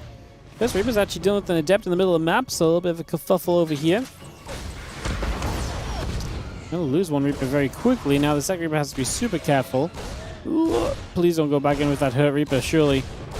Okay, he gets the Adept, doesn't lose too much else there. Next Reaper actually gets caught by the Stalker. We're going to have a lot of Reapers very soon, just not yet. And now actually the Stalker may be overcommitted forwards. Almost definitely. It's going down, no doubt. We get a few pings on a Reaper, but nothing really substantial in the slightest there. We'll just hop into the main base. There's one Reaper that's slow that needs to stay pulled back. Obviously wants to keep itself as safe as possible. It's going to be diving through. Obviously there's a big moment figuring out how much damage you can get done. 3-4 workers now going down. One Stalker still very low here as well. Should be able to get that low HP Reaper. Reaper took a shot, actually regened a little bit, so it was fine for a second longer. We got 5 Reapers now. Second Stalker just spawned. Actually, interesting moment here. Can we get a lot done? He's actually going to be able to body block this Stalker from getting toward the battery. So Stalker goes down. Now we're going to fight the other Stalker, probably through the battery. Energy recharge is available, so you can give the battery a little bit more healing availability. As the Reapers continue just to go to work on the probes. Love the grenades there, dipping through a lot of the shields. It drains the battery super quickly. Another Stalker shows up. We are now going to be on 3 gates in just a moment, but we're not there yet. So couple of seconds. What more can we do? Can we keep this overwhelming kind of presence? And can we actually just close the game with this? Honestly, yes, we might be able to. Those Stalkers continue to be in trouble. The Reapers continue to get to work right now. And it's going to be GG. Percival will advance to the semis to play against Geralt just like that. Alright, just overwhelming. And he definitely had too much at the end there. Reapers getting the job done.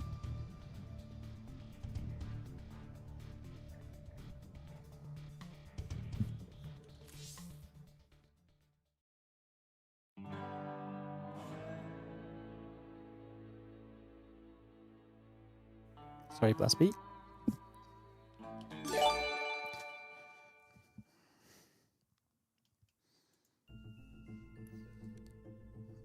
Oh, apologies, just bad time to sneeze. So we lingered on the score screen for a second. Hey, what's up, Suru? Thank you for the 43-month resub. The number 43 is celebrated as highly unique prime number with deep roots in mathematics, science, and pop culture. Wow. I always love when we get number stats. Where's Tact been? We've not had our number stats from subs for a while. Huh? Hope he's doing well. What's up, Totally Not a Pylon? Thank you so much for the 54-month resub on the Prime as well. Hope you're doing great.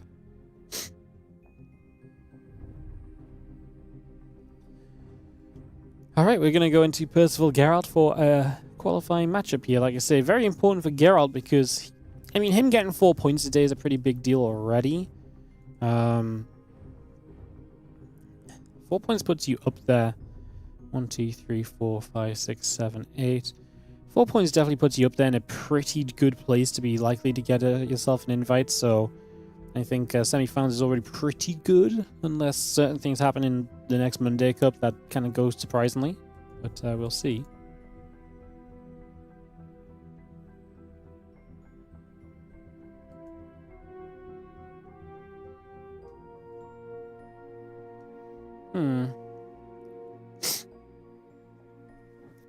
Oh.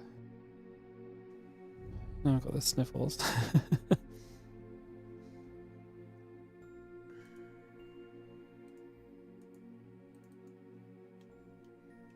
Alright, we'll go into Geralt vs. Percival here, guys. Like I say, a qualifying match straight up, and see what happens.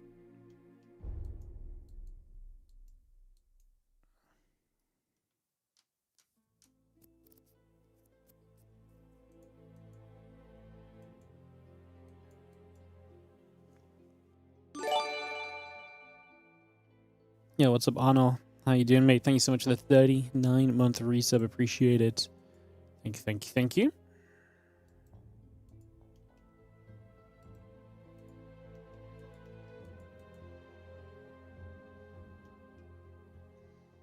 Ba-da-ba-da-boom.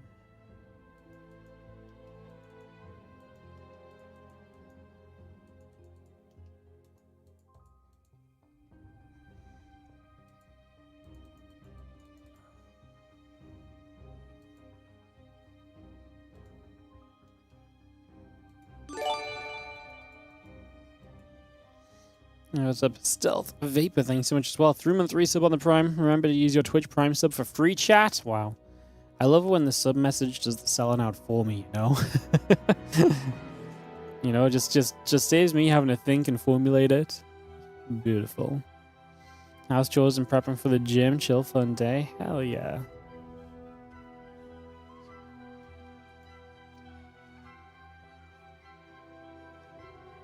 You forced me to say it? I mean, yeah, I mean, I like saying it, though. Like, I like selling out. I like telling people to give us money to run StarCraft with, you know? This subscribe account doesn't increase itself at the end of the day. What's the purpose of the salad button? That's so I can say it without having to say it as well, to be honest. Yeah. Just press a button, walk away. We are one interaction away from a hype train, guys. Cheeky qualifier hype train, maybe? Ooh. Ooh. Alright, we are in the lobby, so we should be good to go here in just a second, guys. We should be able to kick this off in a couple of seconds.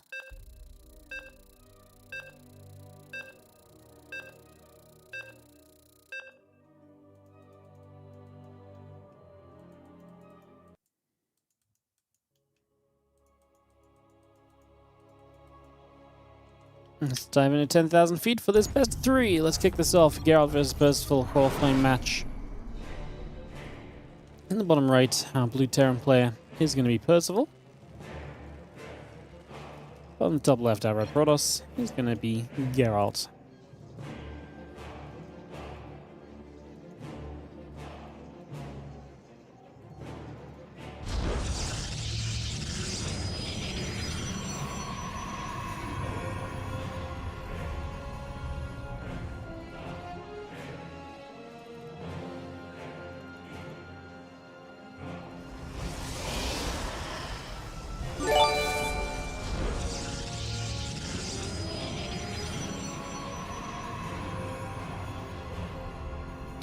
Yo.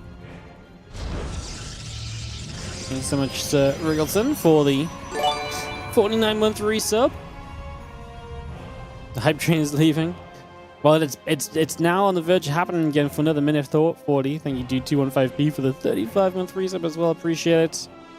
Surely this time. Surely we don't get teased one away from the hype train twice. Right, guys? Who else has that prime sub? Use it now and forever save StarCraft through the hype of the hype train. So it's a very real thing. It is a very real thing.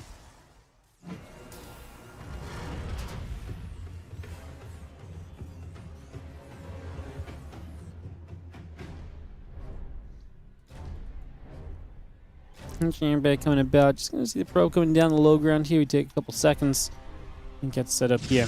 Engineering bay block is going to result in Geralt taking the third location. Just going to set that up over there. And this SCV for a moment or two seemingly is going to be pulling back away for now.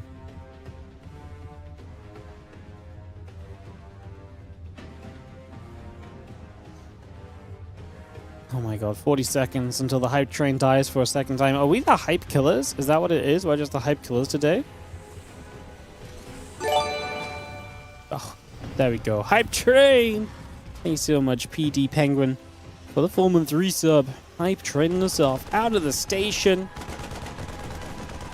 Beautiful, love it.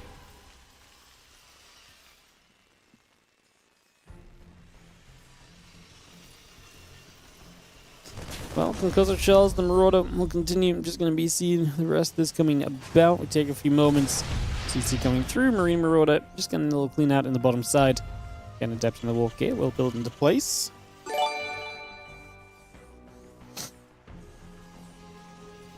And again, that Marauder and the concussive shells.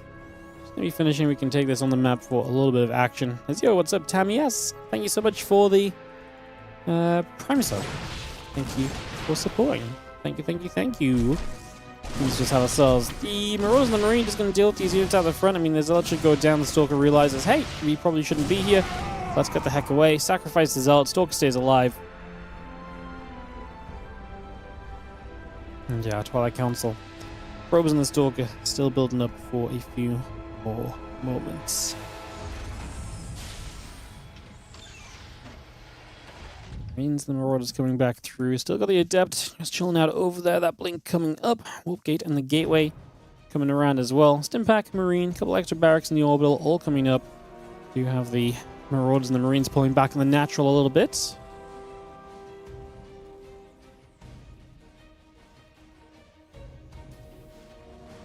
Blink coming through. Warp Gate's about to be done. And again, the blink is coming by. A couple extra gateways coming over.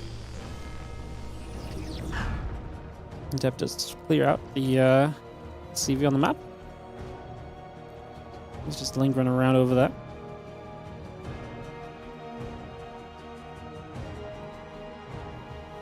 Brazilian gateway coming about. Marines and Marauders going to step over. I'm just going to see the Adept is taking some damage. It's going to get picked off already. And we do have ourselves just Stalkers building at home. Geralt heading into that blink over these next few moments, getting that all up. Ready to go.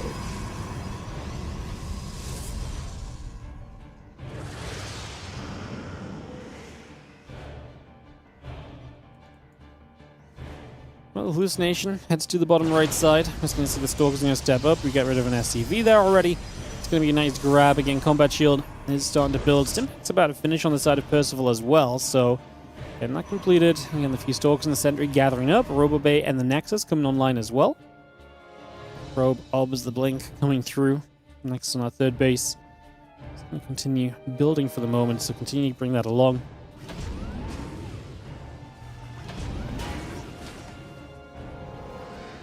So yeah, Hallucination still coming back around. It's going to head into the main. Is not going to be able to do much else. Well, the Marines will be on the map for a couple of seconds.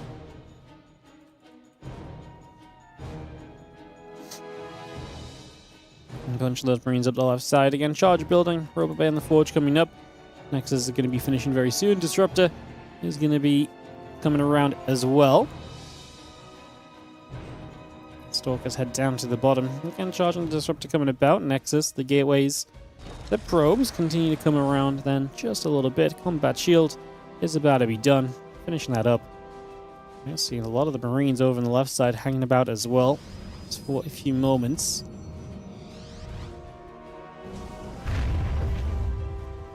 Orbital command will float forward, getting ready to land in this forward position. A few SCVs already long distancing this position, expecting this to be a factor. Step up, a couple SCVs begin to go down.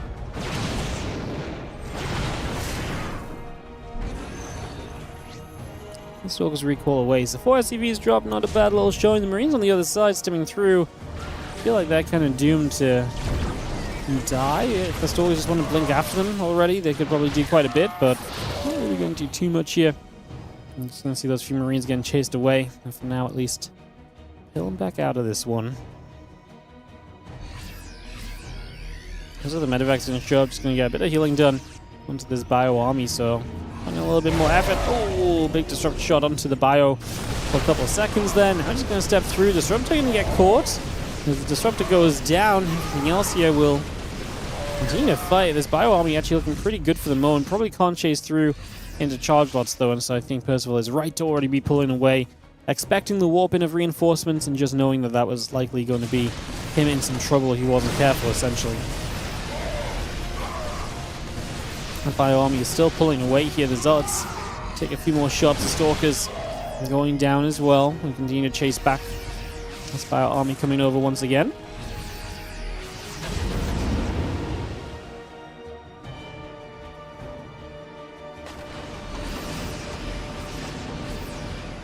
There's a lot of bio that just unloads from these medevacs. The Wood Mine there as well. Ready to make a move up toward the top.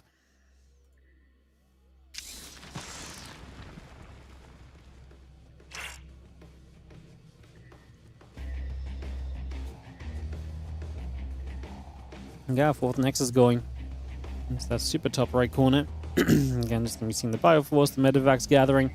Plus 2 attack, and the Thermal Lands all building by. Again, Marine Marauder Viking continue to produce through. The Stalkers will get a grab for a couple moments. Couple Vikings still on the way about. Just going to see the Zealots. Just those Medevacs for a second. Wood Mine shot goes off. The Zealots getting caught. The mines get burrowed, unburrow, looking to chase those probes down into the background. The probes keep running away. Stalkers can blink away from these mines. We lose one Stalker, we actually eat the splash on a second. We do on the other side of the map catch a few medevacs, but the unload is actually going to be the one that actually starts doing the catching here, it feels like. You can see a bunch of stuff beginning to go down there already, and we actually chase through, having to force a recall. Suddenly Garrel just lost a whole lot of stuff, and Percival might be able to chase through for a little bit more value on top of everything else as well. So Percival on the hunt right now, heading across the other side. And away we go. Bio Army is going to be there, picking that Observer off, taking that down for a couple moments, and on we resume. Again, 2-2, ship weapons coming up. And then Senator just going to be settling there as well.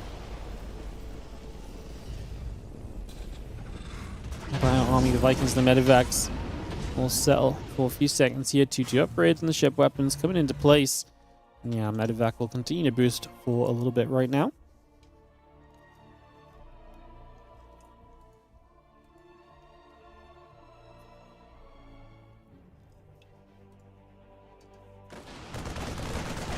And you have a bigger drop over in the main base.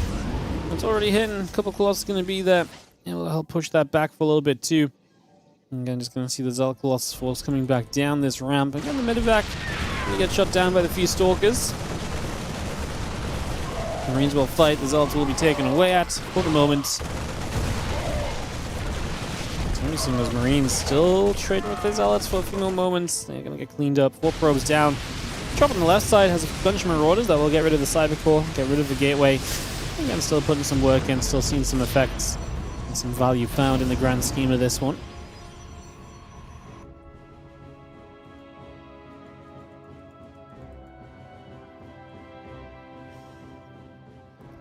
Team 2. Upgrades on the way up still currently for the Terran players, so bringing those engineering bays online, making sure they continue to stay active.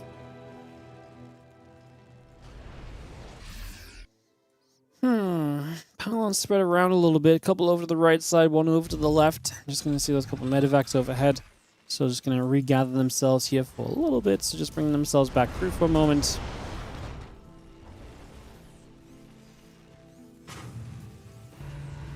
Bunch of additional ghosts coming about again. Cloaking on the way by. Just get that on the way up. Just having ourselves Disruptor. +3, +2 upgrades.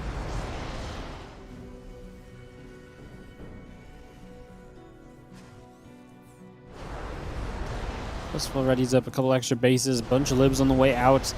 You see Geralt heading into Storm. It's usually a good sign for a Pros player. Being able to get Storm up is definitely a big answer to a lot of what the Terran player is trying to do a lot of the time. So getting set up nicely there is Bio steps across. A couple of those zones begin to drop just for a couple seconds as well. So knocking those down for a moment or two. As you can see, this Bio Force actually getting involved. But for a moment, like the Vikings were going to get involved right there as well, but didn't turn around for too long. Looked like they were a little afraid of the Stalkers being nearby, which is understandable. Now we chase, we get one Colossus at least. First of all, pulling back a little bit, if nothing else.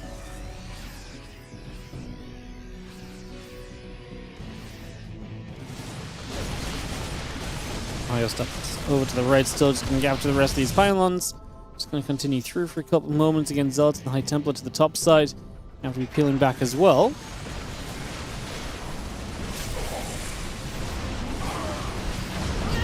Medevac's load, but just in time for the Stalkers to show up, and bam, bam. Got one of the more heavily filled Medevacs. The other does get away for now, at least. I feel like it could have been two. These Medevacs on the left side also being pushed back, so unable to really do too much extra just for the moment. Puzzle trying all of these different ways to try and break through and get damage done. Unable to so far.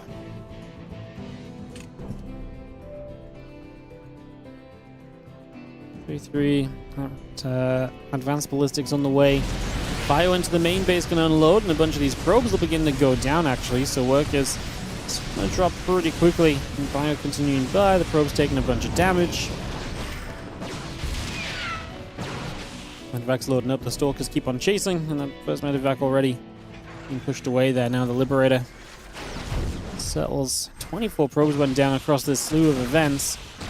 Geralt very quickly replacing his kind of supply with unit count, basically, but I'm not exactly sure if that's great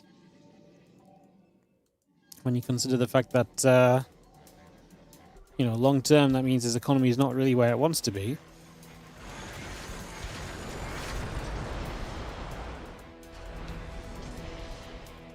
Libs will siege en masse for a couple of seconds, so just take position for a moment or two. And obviously look to play a little bit of defense now as Geralt is the one poking. He's going to be able to hit the mineral line from afar. Laser beams good onto those SCVs. They're still sieging, keeping the Stalkers back. Couple orbitals, those Liberators all coming by.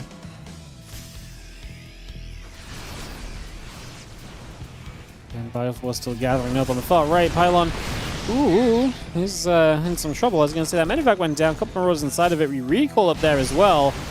Well, the Colossus are going to be core can transfer, and I think the Vikings could have just committed here. We had enough units to jump onto the Stalker portion of this already, I think. And we are going to get the Colossus, and that's a bunch of the tech units going down now on the side of Geralt. Does Percival look to capitalize from this? He's got Zealots into the bottom left, so he may just pull back and deal with that, although he currently has an orbital command wall that just says no access allowed toward the planetary. I'm just going to relocate a little. You're going to see this army down the right. Obviously, Geralt's playing a very mobile force now, not as tech-heavy. And so a lot more motion, a lot more kind of running about and just trying to dart on in here and there to see some success. In general, though, in straight-up fights, his army is going to be significantly worse, though. 11 SCVs, 12 going down. Zealots and the natural culprits of that, just watching this fight, because it feels like this could be the real important part of it all. 14 SCVs died. That's over here. The Liberator gets the 5 kills as well. Caught up with what's happening around the map, but this main fight could be decisive. I mean, Geralt, it feels like he already maybe has been decisive, as Geralt has lost a lot. And snipe onto the High Templar there, so no Storm available for Geralt either. Was that his only High Templar? It was. So yeah, honestly, the lack of splash for Geralt is terrifying. And if Percival knew it, like if he could just see the unit tab and be like, oh, that's what you've got, I'm pretty sure he would just be sending it here. Instead, he holds back a little. Bio, Ghost, Lib, resettling.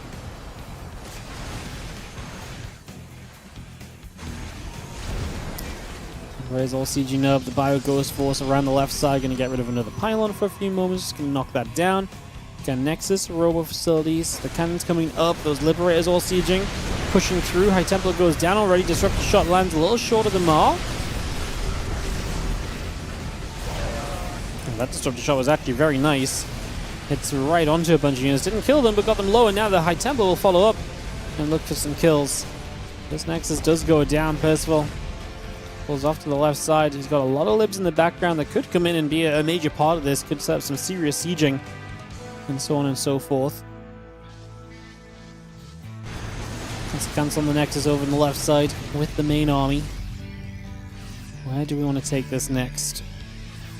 Scout stepping forward. Liberators might just need a siege here. EMPs onto this position right now would be amazing. The Stalker's going to blink forward. I think Percival was a little slow in responding to this. The EMPs were very late to come down. The Libs would not siege very quickly. The Medivacs are going to blink through. They will get toward the main base and be a threat. The Liberators are now going down. Garrett's lost a lot of supply, but that was pretty expensive for Percival too. It's just comparatively, Percival has a whole lot more compared to his opponent still. Gets a few probes in this main. He'll trade with some of the reinforcements, I'm sure. Still being shot down one at a time just now.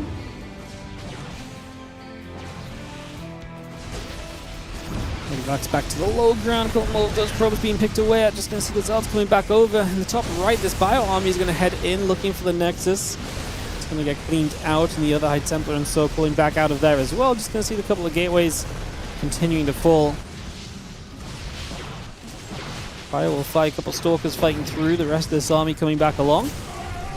It's going to be seeing the pylon on the far right side getting knocked down. The rest of that Bio Force is still settled here. 200 supply to 137 is looking more and more so as though we are going to have ourselves a Geralt disadvantage in this game. Again, +1 vehicle plane still coming through, Neosil plane coming up. Stalker Disruptor pulls back around. Just going to see the Liberators going to siege once again. On top of all of these units, just going to have the Planetary helping to push this back. A couple of command centers stay sieging together. And again, having the command center on the top. Here from Percival, continue to float forward too. GG, says Geralt. He's losing probes elsewhere once again. His bases have been torn down over the course of this. And there's just not much sticking around in this one any longer. GG's. And that one will be us all wrapped up. So game gets rounded out, and we get to the next one here in just a few moments' time. Get this ready to go.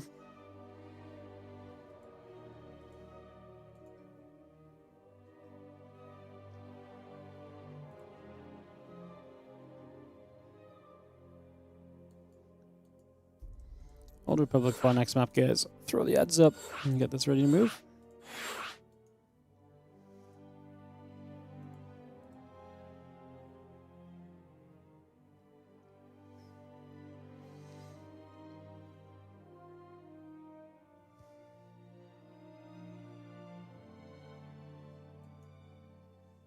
Alright, Percival. Asking Geralt if he's ready.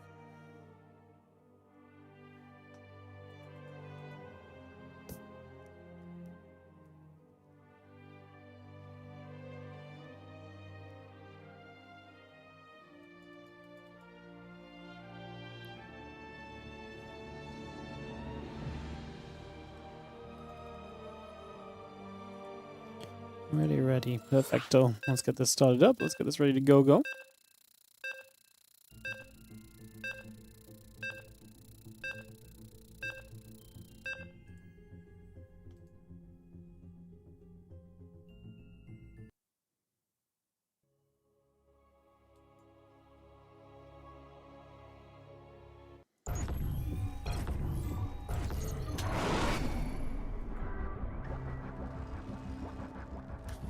In the bottom left-hand side, our blue Terran is going to be Percival.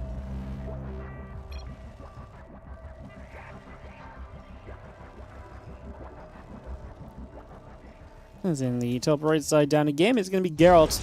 Old Republic for this map too. Let's see what Percival has in store for us. Get this followed through. Skillus did 2-0 mana on the other semi-final guys. Some quick PvPs. We'll not cover those on stream. So Skillus does make the qualifying leap. Their mana will walk away with 4 points, which should actually be pretty good for qualifying as well. We'll see what happens in the end. Obviously, again, Monday's WardiTV Monday Cup is going to be... Yeah, Monday's WardiTV Monday Cup is the last one that will give out points, and that will be the last question mark on who gets where in the Spring Championships. So, reminder of that.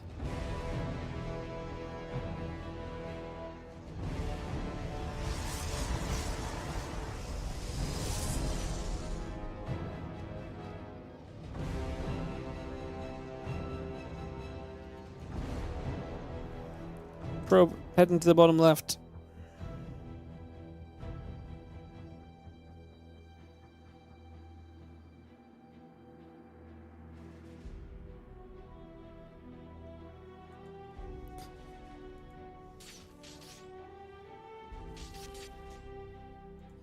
See if you will fight the probe for a couple seconds.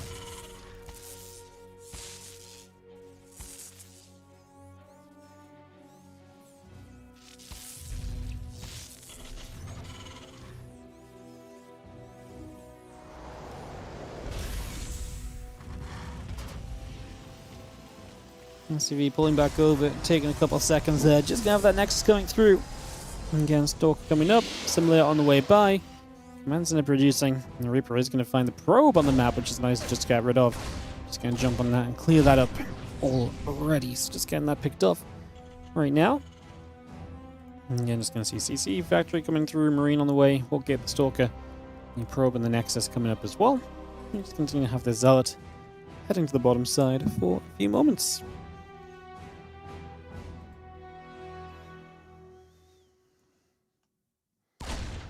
Alright, well, Factory coming up and online, bringing that about. The Wolf Gate coming online as well, bring that Nexus through too. See, this Reaper continues to step across for a little bit. He's going to escape down to the low ground just initially.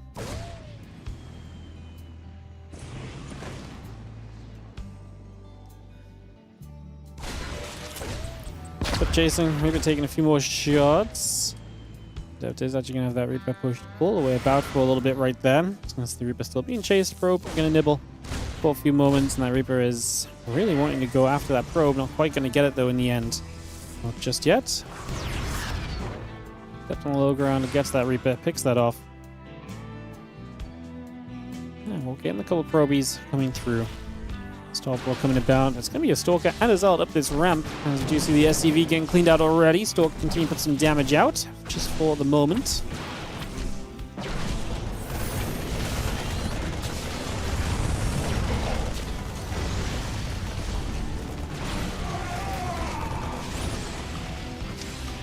And taking a few more shots. Widowmine gets burrowed. That Stalker still being chased out of here. A Dev very nearly going down as the Widowmine try to target it for a couple seconds. And Stalker and the Blink coming through. Medevac, the Marine, the Mine coming about as well. Widowmine hits, but it gets dodged away from. Now the Marine's taking damage. One Marine going down already. The Medevac loads up, and away it goes up toward the top side.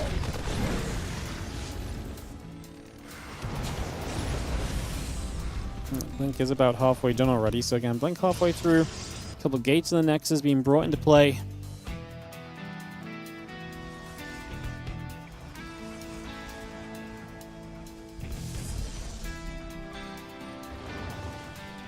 Medevac's right up top. Medevac with the two mines right up top. Going to dive into the main. Stalkers will put some damage on the Medevac, but will not kill. So Medevacs will be able to unload, and the Order Mines will be able to burrow up. Hits a Stalker pretty heavily right there.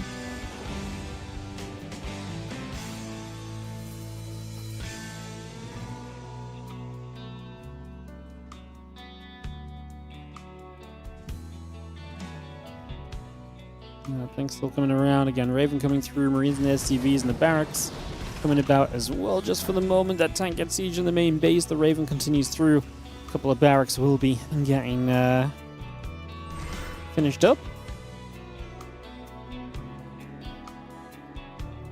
Medevac still escaping out over to the sides. And yeah, Raven about to finish. Engineering Bay coming through. A couple of SCVs building. Siege tank producing. As Raven still heads up the left side, figure out where we want to go to. The Stalkers will gather up right in the middle of the map.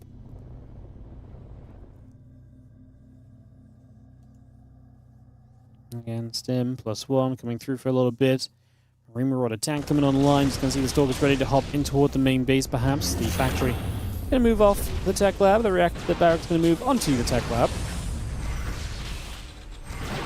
Again, those few Stalkers still pinging away. That stim pack continuing to come through. Just going to see a couple of Marines going down for the moment.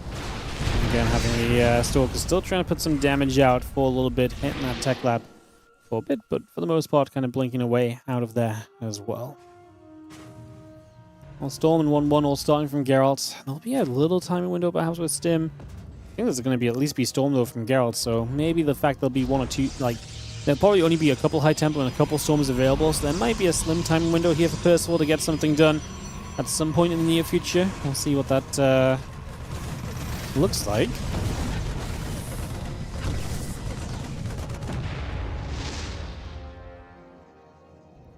Combat and +1 all still coming through again. Charge coming up, Storm on the way. We had the 1-1 upgrades into play as the extra gates coming about, and the barracks come through from Percival as well.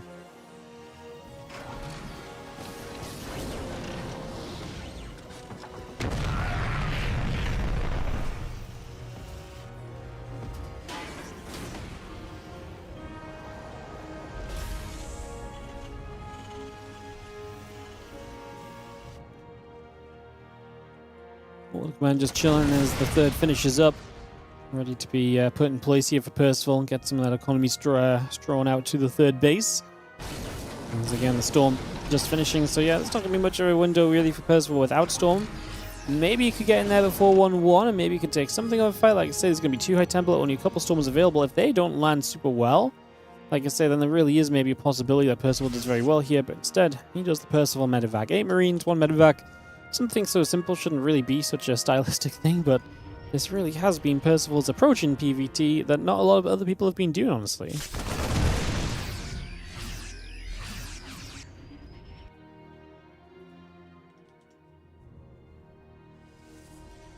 Continues to move toward the upper right side. Just going to stop, get the pylon over on the right as well. Just going to grab that initially.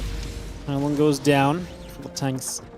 Siege and unsiege, pull back the bio army, medevac, all pulling away there for a little bit as well.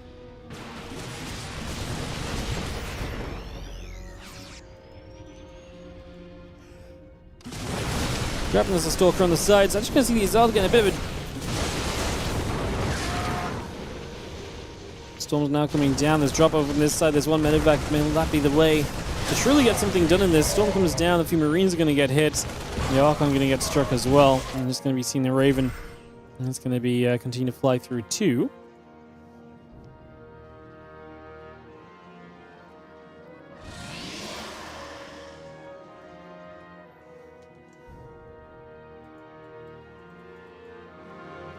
Stalker, High Templar coming around the left, just getting through the center. A little bit of bio pulls over to the right as well then for a few moments. Again, figuring out what we want to do here up to the top side. The Raven Order turret comes down as well.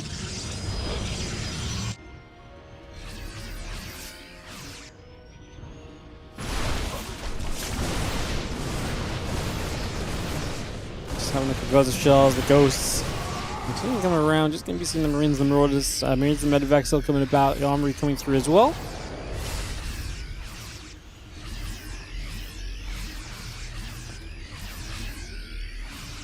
The upgrades coming straight by right there. Just taking a second. Actually, a few probes more still on the other side of the map. Raven has still been busy. Some mortar turrets. 11 kills in this Raven. It's been very busy, in fact. Percival has not seen this army around the sides. He's out of position again. Very reminiscent of the earlier game against Salt, where he was just moving out and not really know where his opponent was basically looking to come in from. His opponent comes in from the right side there in the end as the bio comes back through. I'm just going to see the Prism loading up, just going to be pulling out of here. You're going to see this army stepping forward. A couple of results begin to go down. Now the High Templars come in. First Storm is good. And Geralt trailing supply, but with Storms, it's not going to feel terrible for him. Feels as though he's still somewhat competitive in the fights to start us off. Just another big round of Zalts coming through. Zalt Stalker pushing forward at the moment. Marauder Medevac coming across. The Wooden Mine's going to aim after a couple of these Zalts as well. I feel like the defensive positioning of Percival is allowing him to take some better value trades than potentially expected. There's not Storms left, right? So now It's just Zealot Archon and a handful of Stalkers, and it's not even that many. We only have one High Templar left on the map. Where is it? Okay, it is in the back of this army, so I didn't quite see that, but that does mean we at least have one Storm still with this.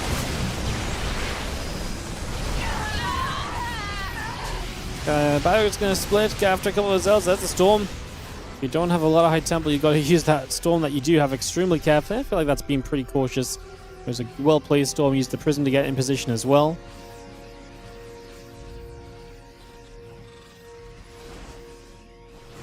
You can see the Zealots, the Stalkers, going to put their way into the rock. So just trying to open those rocks up, get that done. They'll scan coming down. Bio army pushing through. A couple of Zealots getting cleaned up already. Again, on the left side, the Zealots and the Archons going to push forward as well, get after the rest of these SCVs. 8 workers going down so far. Now 9, now 10. Bio army continue to trade out. 12, 13 SCVs all being killed here for the moment. 2-2. Engineering bay upgrades still building. 15 SCVs down. The Auto-Turret's got a couple more probes and denied some mining time. Percival being pushed around by this army of Geralt at the moment.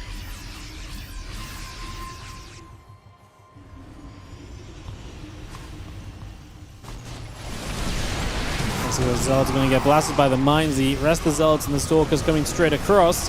Going to dive into this. Another Storm or 2 on the ramp. The High Templar got EMP, so that's the end of the Storms for now. Can Percival capitalize on this and push this away and chase? He will push it away, but he will not be able to chase. Thought there might be half a chance to maybe get something going there. Army still pushing up. Again, Percival just used all of his medevac energy to heal this army back to health, so he's immediately going to run in and stim it up and get involved in another fight. I wouldn't mind him actually being patient for a moment, because I actually think he could do with the medevacs getting a little bit of that energy back, so they actually do have some proper healing available. Because yeah, right now you can just see they're going to be very much so just healing as their energy returns. So kind of waiting on that a little bit for these medevacs to really be full power. The Liberators are going to set up. Disruptor shot fires through.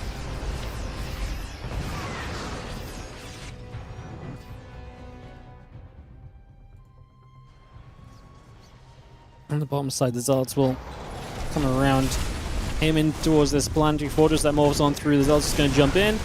A bit of the Bio going to be there. A couple of these Zealots get cleaned up. Liberators still sieging, keeping the Zealots at bay. Those 2 ship weapons. Extra Liberators coming around as well.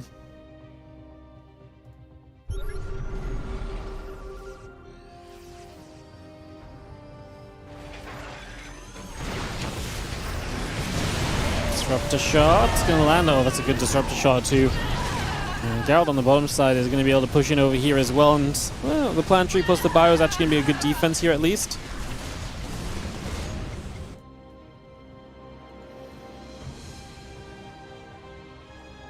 Geralt obviously getting good base counts up behind this. Percival's not been able to be active on the map for a little while now.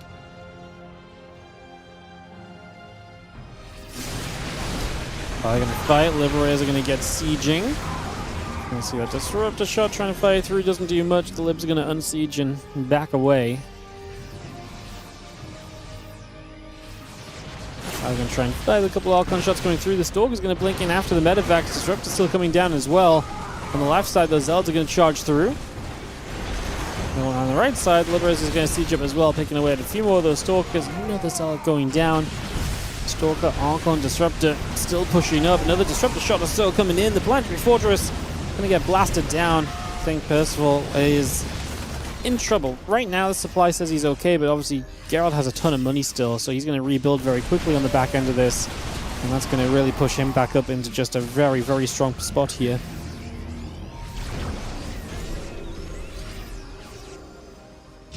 Similarly as the probe and the disruptors coming about, ship weapon, shielding coming up as well. Continue to bring that over. 3-3 upgrades coming through. The Libs are going to still siege. Just going to keep pushing this away for a little bit.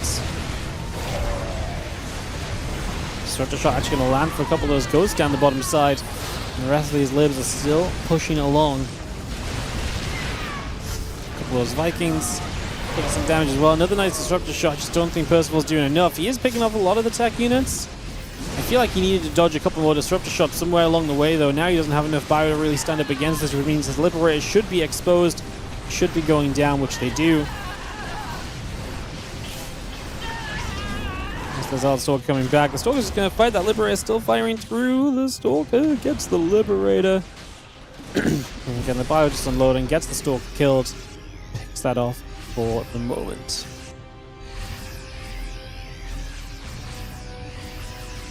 Bio, Ghost and Libs gathering. Medevac's going to be there as well.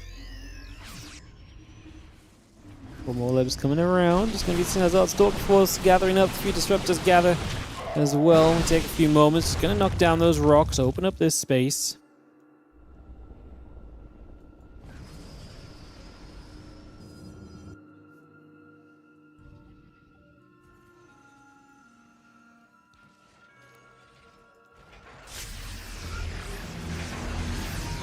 Another Disruptor shot just flying through, and Ghost taking a little bit of damage. 3-3 upgrades coming up. Advanced Ballistics, Ghost Marauders, the Command Center and the Sense Tower all still building.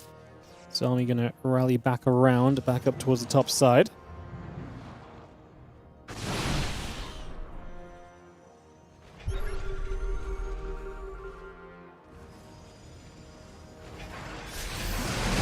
Dragon Fire, a couple of EMPs coming down.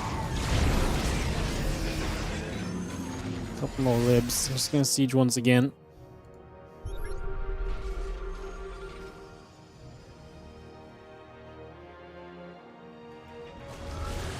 Disruptors fire again. Just going to see the Liberators sieging up. A couple of Zealots get chased away. The Stalks and the Disruptors going back over there as well. I'm just going to see the DTs on the left side continue to settle down. First of all, is surviving once more. The problem with him surviving is that, well, it's not really a problem, but like, the issue that follows from surviving is going to be how do you actually then step back into this game. You're kind of on 5 bases, but Geralt is just owning more and more of this massive map. What I will say is that Geralt's army composition is kind of as bad as it's going to be. Like, I actually feel like with the lead Geralt's had, he could have probably done a lot more to tech up out of, basically this Gateway Disruptor Force. I think he could have done a lot more in that kind of direction. The Liberators are going to siege up the top of this army. Stalkers, Disruptors, Zealots are going to get chased. A couple of these Disruptors are going to get jumped on immediately. It's going to see the Zealots are going to come back through. They're going to come chasing forward. Spy 4 steps back. A couple more of these Liberators sieging up already. A couple of the Stalkers going down. The Zealots still being killed. Again, Marines, Marauders, and the Ghosts still coming around. Just going to see the DTs on the other side. Going to get to business. 8, 12, 13 SCVs dropping. Big damage being dealt.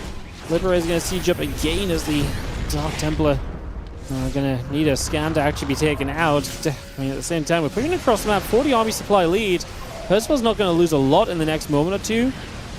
There is a possibility Percival can push in and Geralt can't build enough stuff in time, perhaps. There's a lot of Libs as well, which really limits what this army can do. Percival is very aggressively... Ooh, nice disruptor shot. Very aggressively chasing this army. I think he wants to make sure the Stalkers can't flank into the other side of the Liberators wherever he ends up setting up aggressively. So prioritizing chasing those for now. Stalkers blink back to the high ground. A couple of Libs will start going down as well. A bit more damage dealt.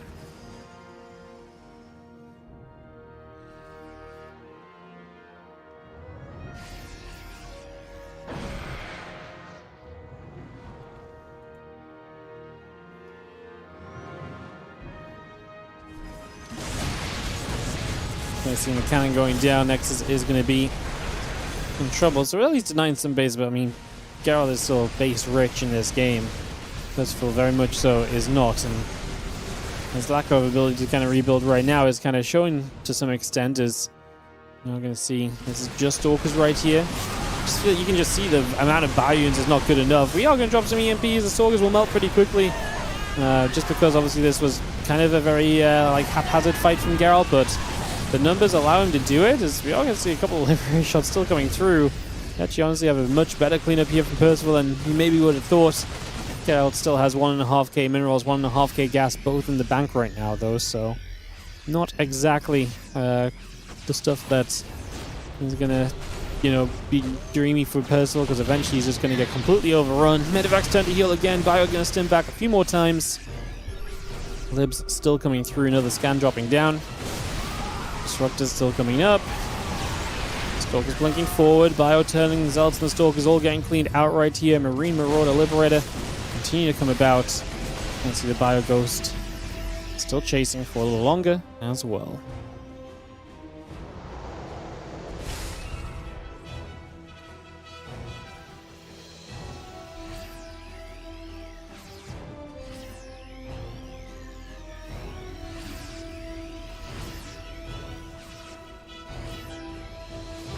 And have the, again, a few libs coming up. Marine Marauder coming through. Ghosts are coming over as well.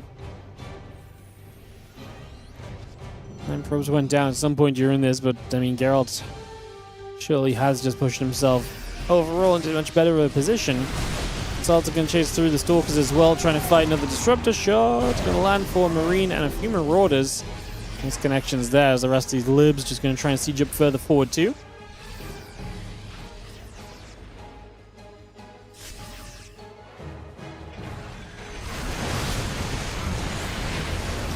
Disruptor's not quite going to land just yet. Another Disruptor shot trying to hit. The libs are still going to be pushing forward. We keep scanning in toward the rest of this army.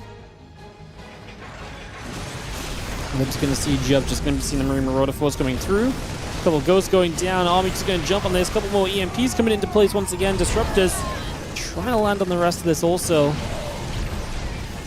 Disruptor shot after Disruptor shot. Continue to come through at the moment. Percival is still refusing to go down. He's trying to take this base bottom right, which would be a fresh base of income for him. That'd be a pretty big deal. Scout is once again rebuilt to that 1.8k-ish bank, so there's some good money available to him. The DT show up, base over here dies. It's obviously not something you can really afford to have happen as Percival right now. He's going to have to pull back. The Liberators, though, on the way back over, going to be intercepted. Well, he's going to go forward with the Bioforce, and he might get a base or two, but I just feel like he's in so much trouble. These libs so important to the operation he's trying to perform at the moment. Nexus will go down. Bio Army still stepping forward, getting after those probes. High Templar comes in, drops a little storm in toward the medevacs, going to pull out of there once again. And then a few extra Stalkers still coming through. This Bio Army just going to sit. Nexus goes down. Bio loading up. Stalker's going to get rid of one of the medevacs. I had a few units inside, but this main base is going to be in some trouble. I mean, that's a juicy pylon right here that we can kill off. No. Those pylon powers 4 gateways. If we see it, obviously paying attention, that might be difficult, might be doing other things. A couple of ghosts got left behind. One of them will sit close, but there's observers. And again, Geralt just has the money. Geralt just has what he needs to see this one through.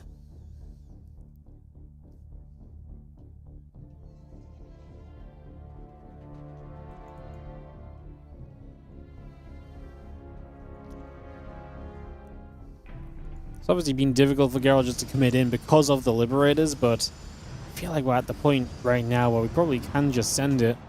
Especially if these libs are not pre-sieged. Not going to do any favors. You can see the Disruptors hitting the command center. A couple of units going down. Another Disruptor shot is still coming about. Another Disruptor shot going through as well. We're still taking some additional shots. The libs will pull over. The SCVs in the bottom right go down as well.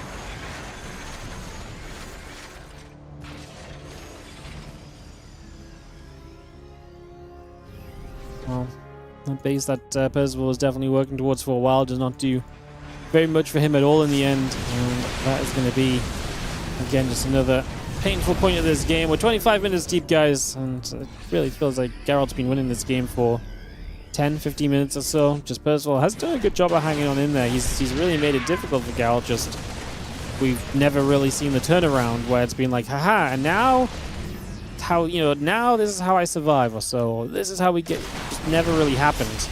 Resource lost 51k to 44k. That's probably was better at some point for Percival. The last few fights have obviously been very one-sided, and obviously getting more and more one-sided as we go, essentially.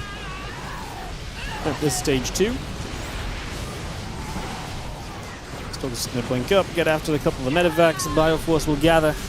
A couple of Stalkers gathering around. Geralt takes this down, and we are going to go 1-1 and to a game 3.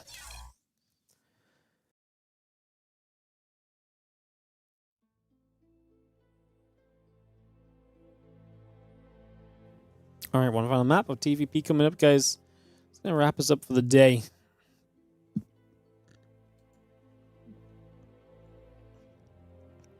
Excuse me. Again, I'm not going to be live tomorrow.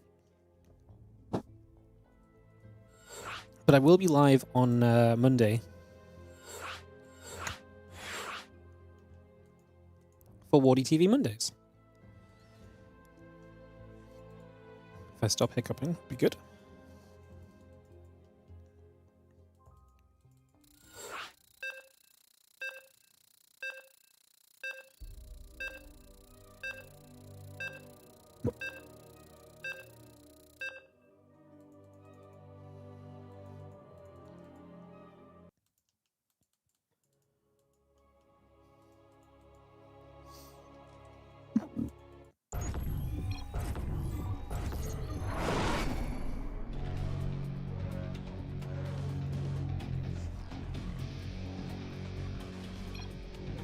Top right hand side, we're going to have ourselves the Red Brawlers player Geralt.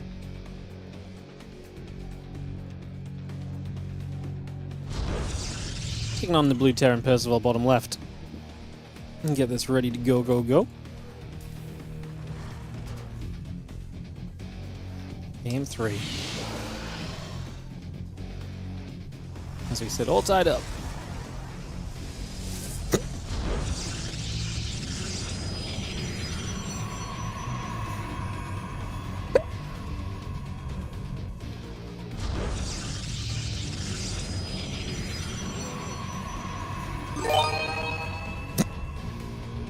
What's up, Neferin? How you doing? Thank you so much for the 5-month resub. Thank you so much for supporting Day. As we get rolling on Tourmaline.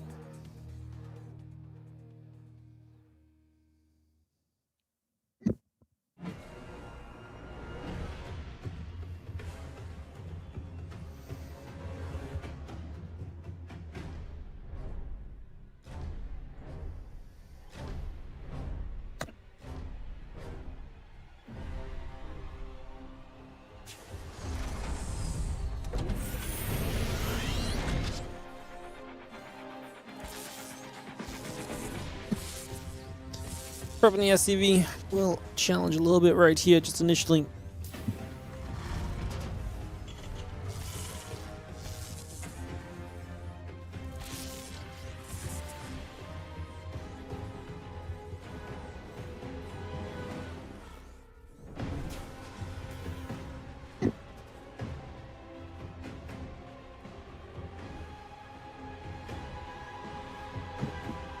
Probe coming about, and just gonna be chilling. I've got the Reaper hunting for that probe though. Not gonna find it just yet.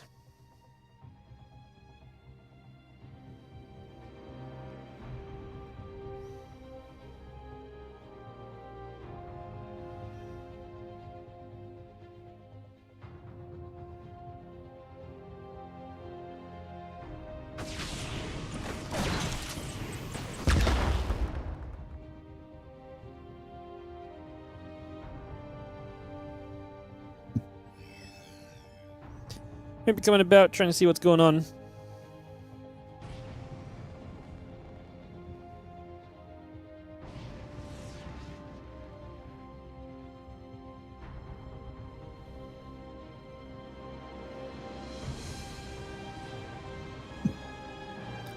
Maybe coming around, pushing up towards the top here, just initially. And poking in toward the natural.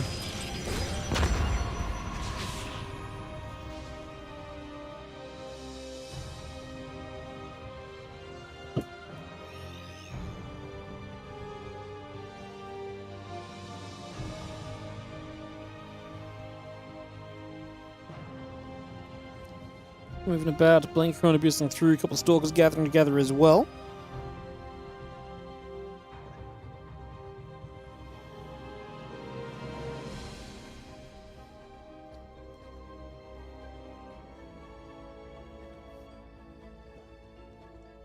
And Stalkers is going to come around. Having the Banshee and a couple of Marines on the way, the Widowmine drop gets intercepted early. Just going to shut that down.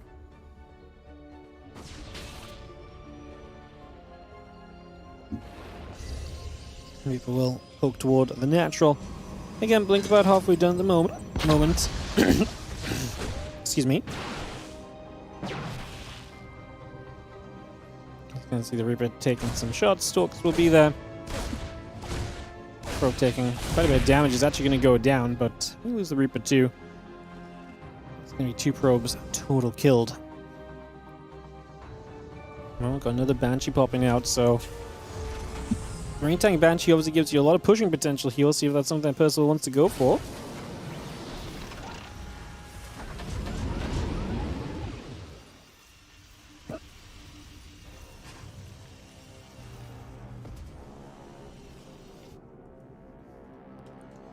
Probe going back over. Just take a couple seconds. See if this next is coming back around.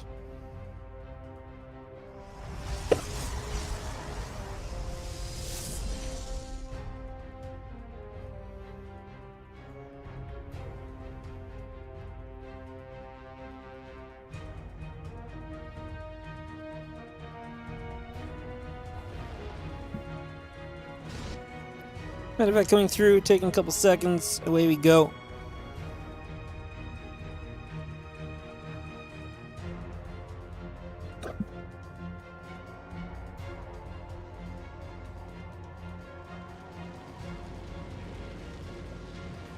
Medevac around that right. We are going to hit him with the Banshee at the front. Well, Marines in the main base. Stork's obviously blinking in position there. There is that Banshee in the back of the natural. It's going to team up with the other Banshee. No?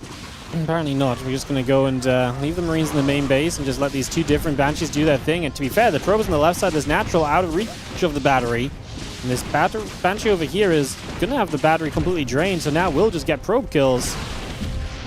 And we'll get caught by the Stalkers at least, though. It's a complete cleanup, right? So everything dies. Both Banshees, the Medevac, and, well, all the Marines bar this one until just now. It's sliced in half for his resistance.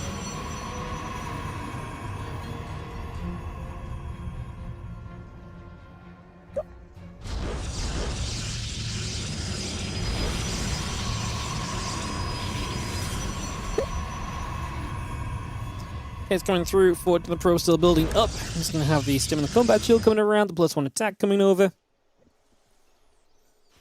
Extra barracks still building through this army of Geralt down to the bottom.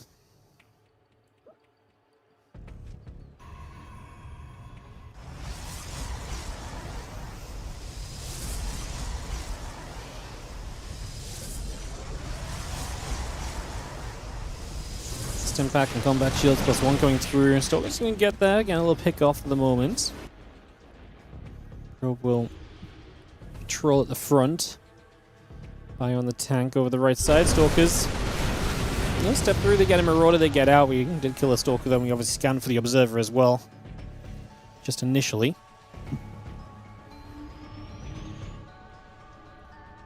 Ghost Academy has finished against Stim Combat and +1 all coming up.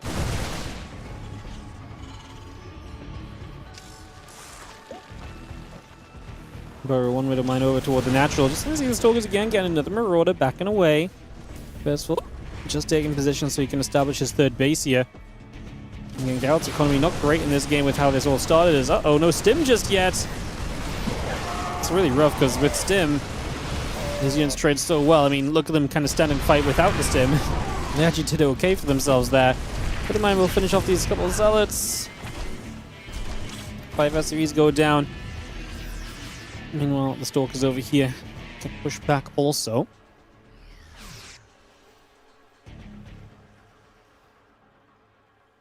And that concussive shell's coming about, a few extra ghosts coming through.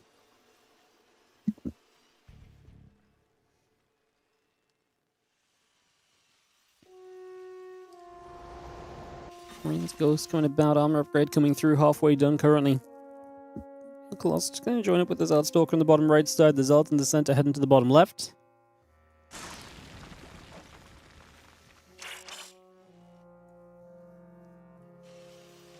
Help hanging about. Bio tanks, ghosts joining up as well. Just going to see this army going to eat a couple of Widowmine shots. Zealot Stalker going to be right there, pushing back. Getting cleaned up already. You're getting chased away just for now. And push back over the other side.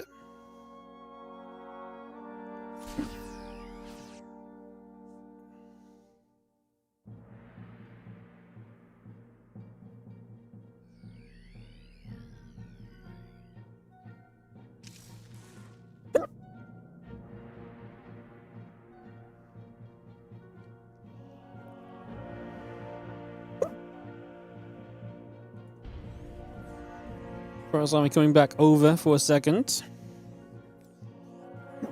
Might be able to catch this little move out of the tower, and we are going to see this right now is Percival. Stalker's going to blink, a couple of those ghosts going to get chased. And Zealot on the other side looking to wrap around this, and yeah, Percival's going to lose a lot. Just wasn't expecting Geralt to be out on the map like that, and Geralt finds him and punishes him.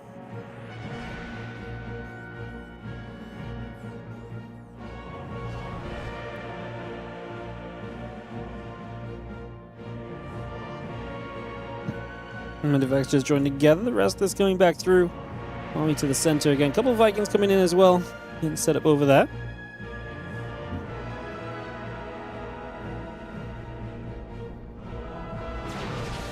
Temple Archives coming about. A few Stalkers is going to hit that command center. Trying to float it forward. Not able to land it just yet. And the Viking is going to be there to push the Colossus a bit further back as well. A little bit more being done. Bio going to stim away. The Ghost being chased. The Zelds are going to push forward onto this. Tanks are going to be firing. A few of those Zelds start to drop. A few Zelds run into the mineral line as well. 9 SCVs, 10 SCVs already going down. Stalkers keep on trying to trade. The Bio army will sit tight. Also, a laser beam through for a Marauder. Still now just seeing, 30 SCVs killed. Walking into this army again is not exactly looking great for you just yet, so not looking great there at all right now. Command center pulling back over.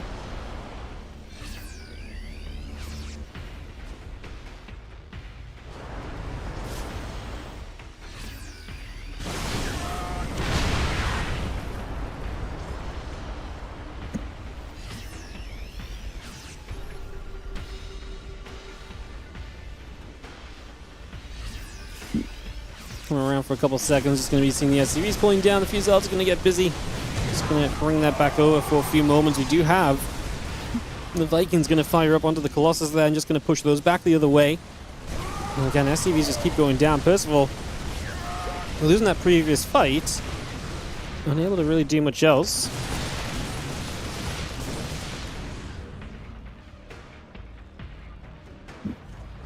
And Geralt can stay on the map here as well.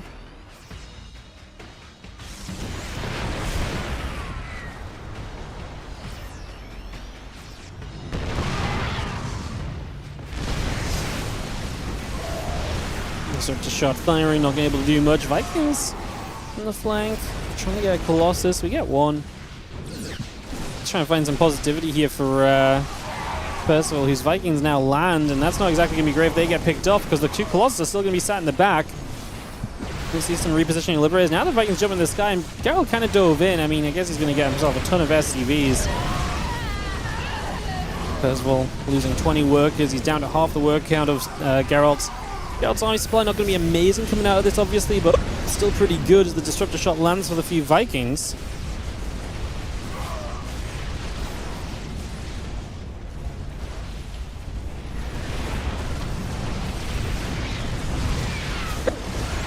Orbital Command going to go down as well, so there goes the base that you kind of need to hang on to if Percival wanted any amount of economy to hold him out with this. Another Disruptor shot coming through. Just going to see the Zeld still coming forward as well. The Ghost taking damage, the Vikings, the Marauders taking damage. Geralt going to take this down. And that is going to be GG's. Geralt takes the 2-1 victory and knocks this away.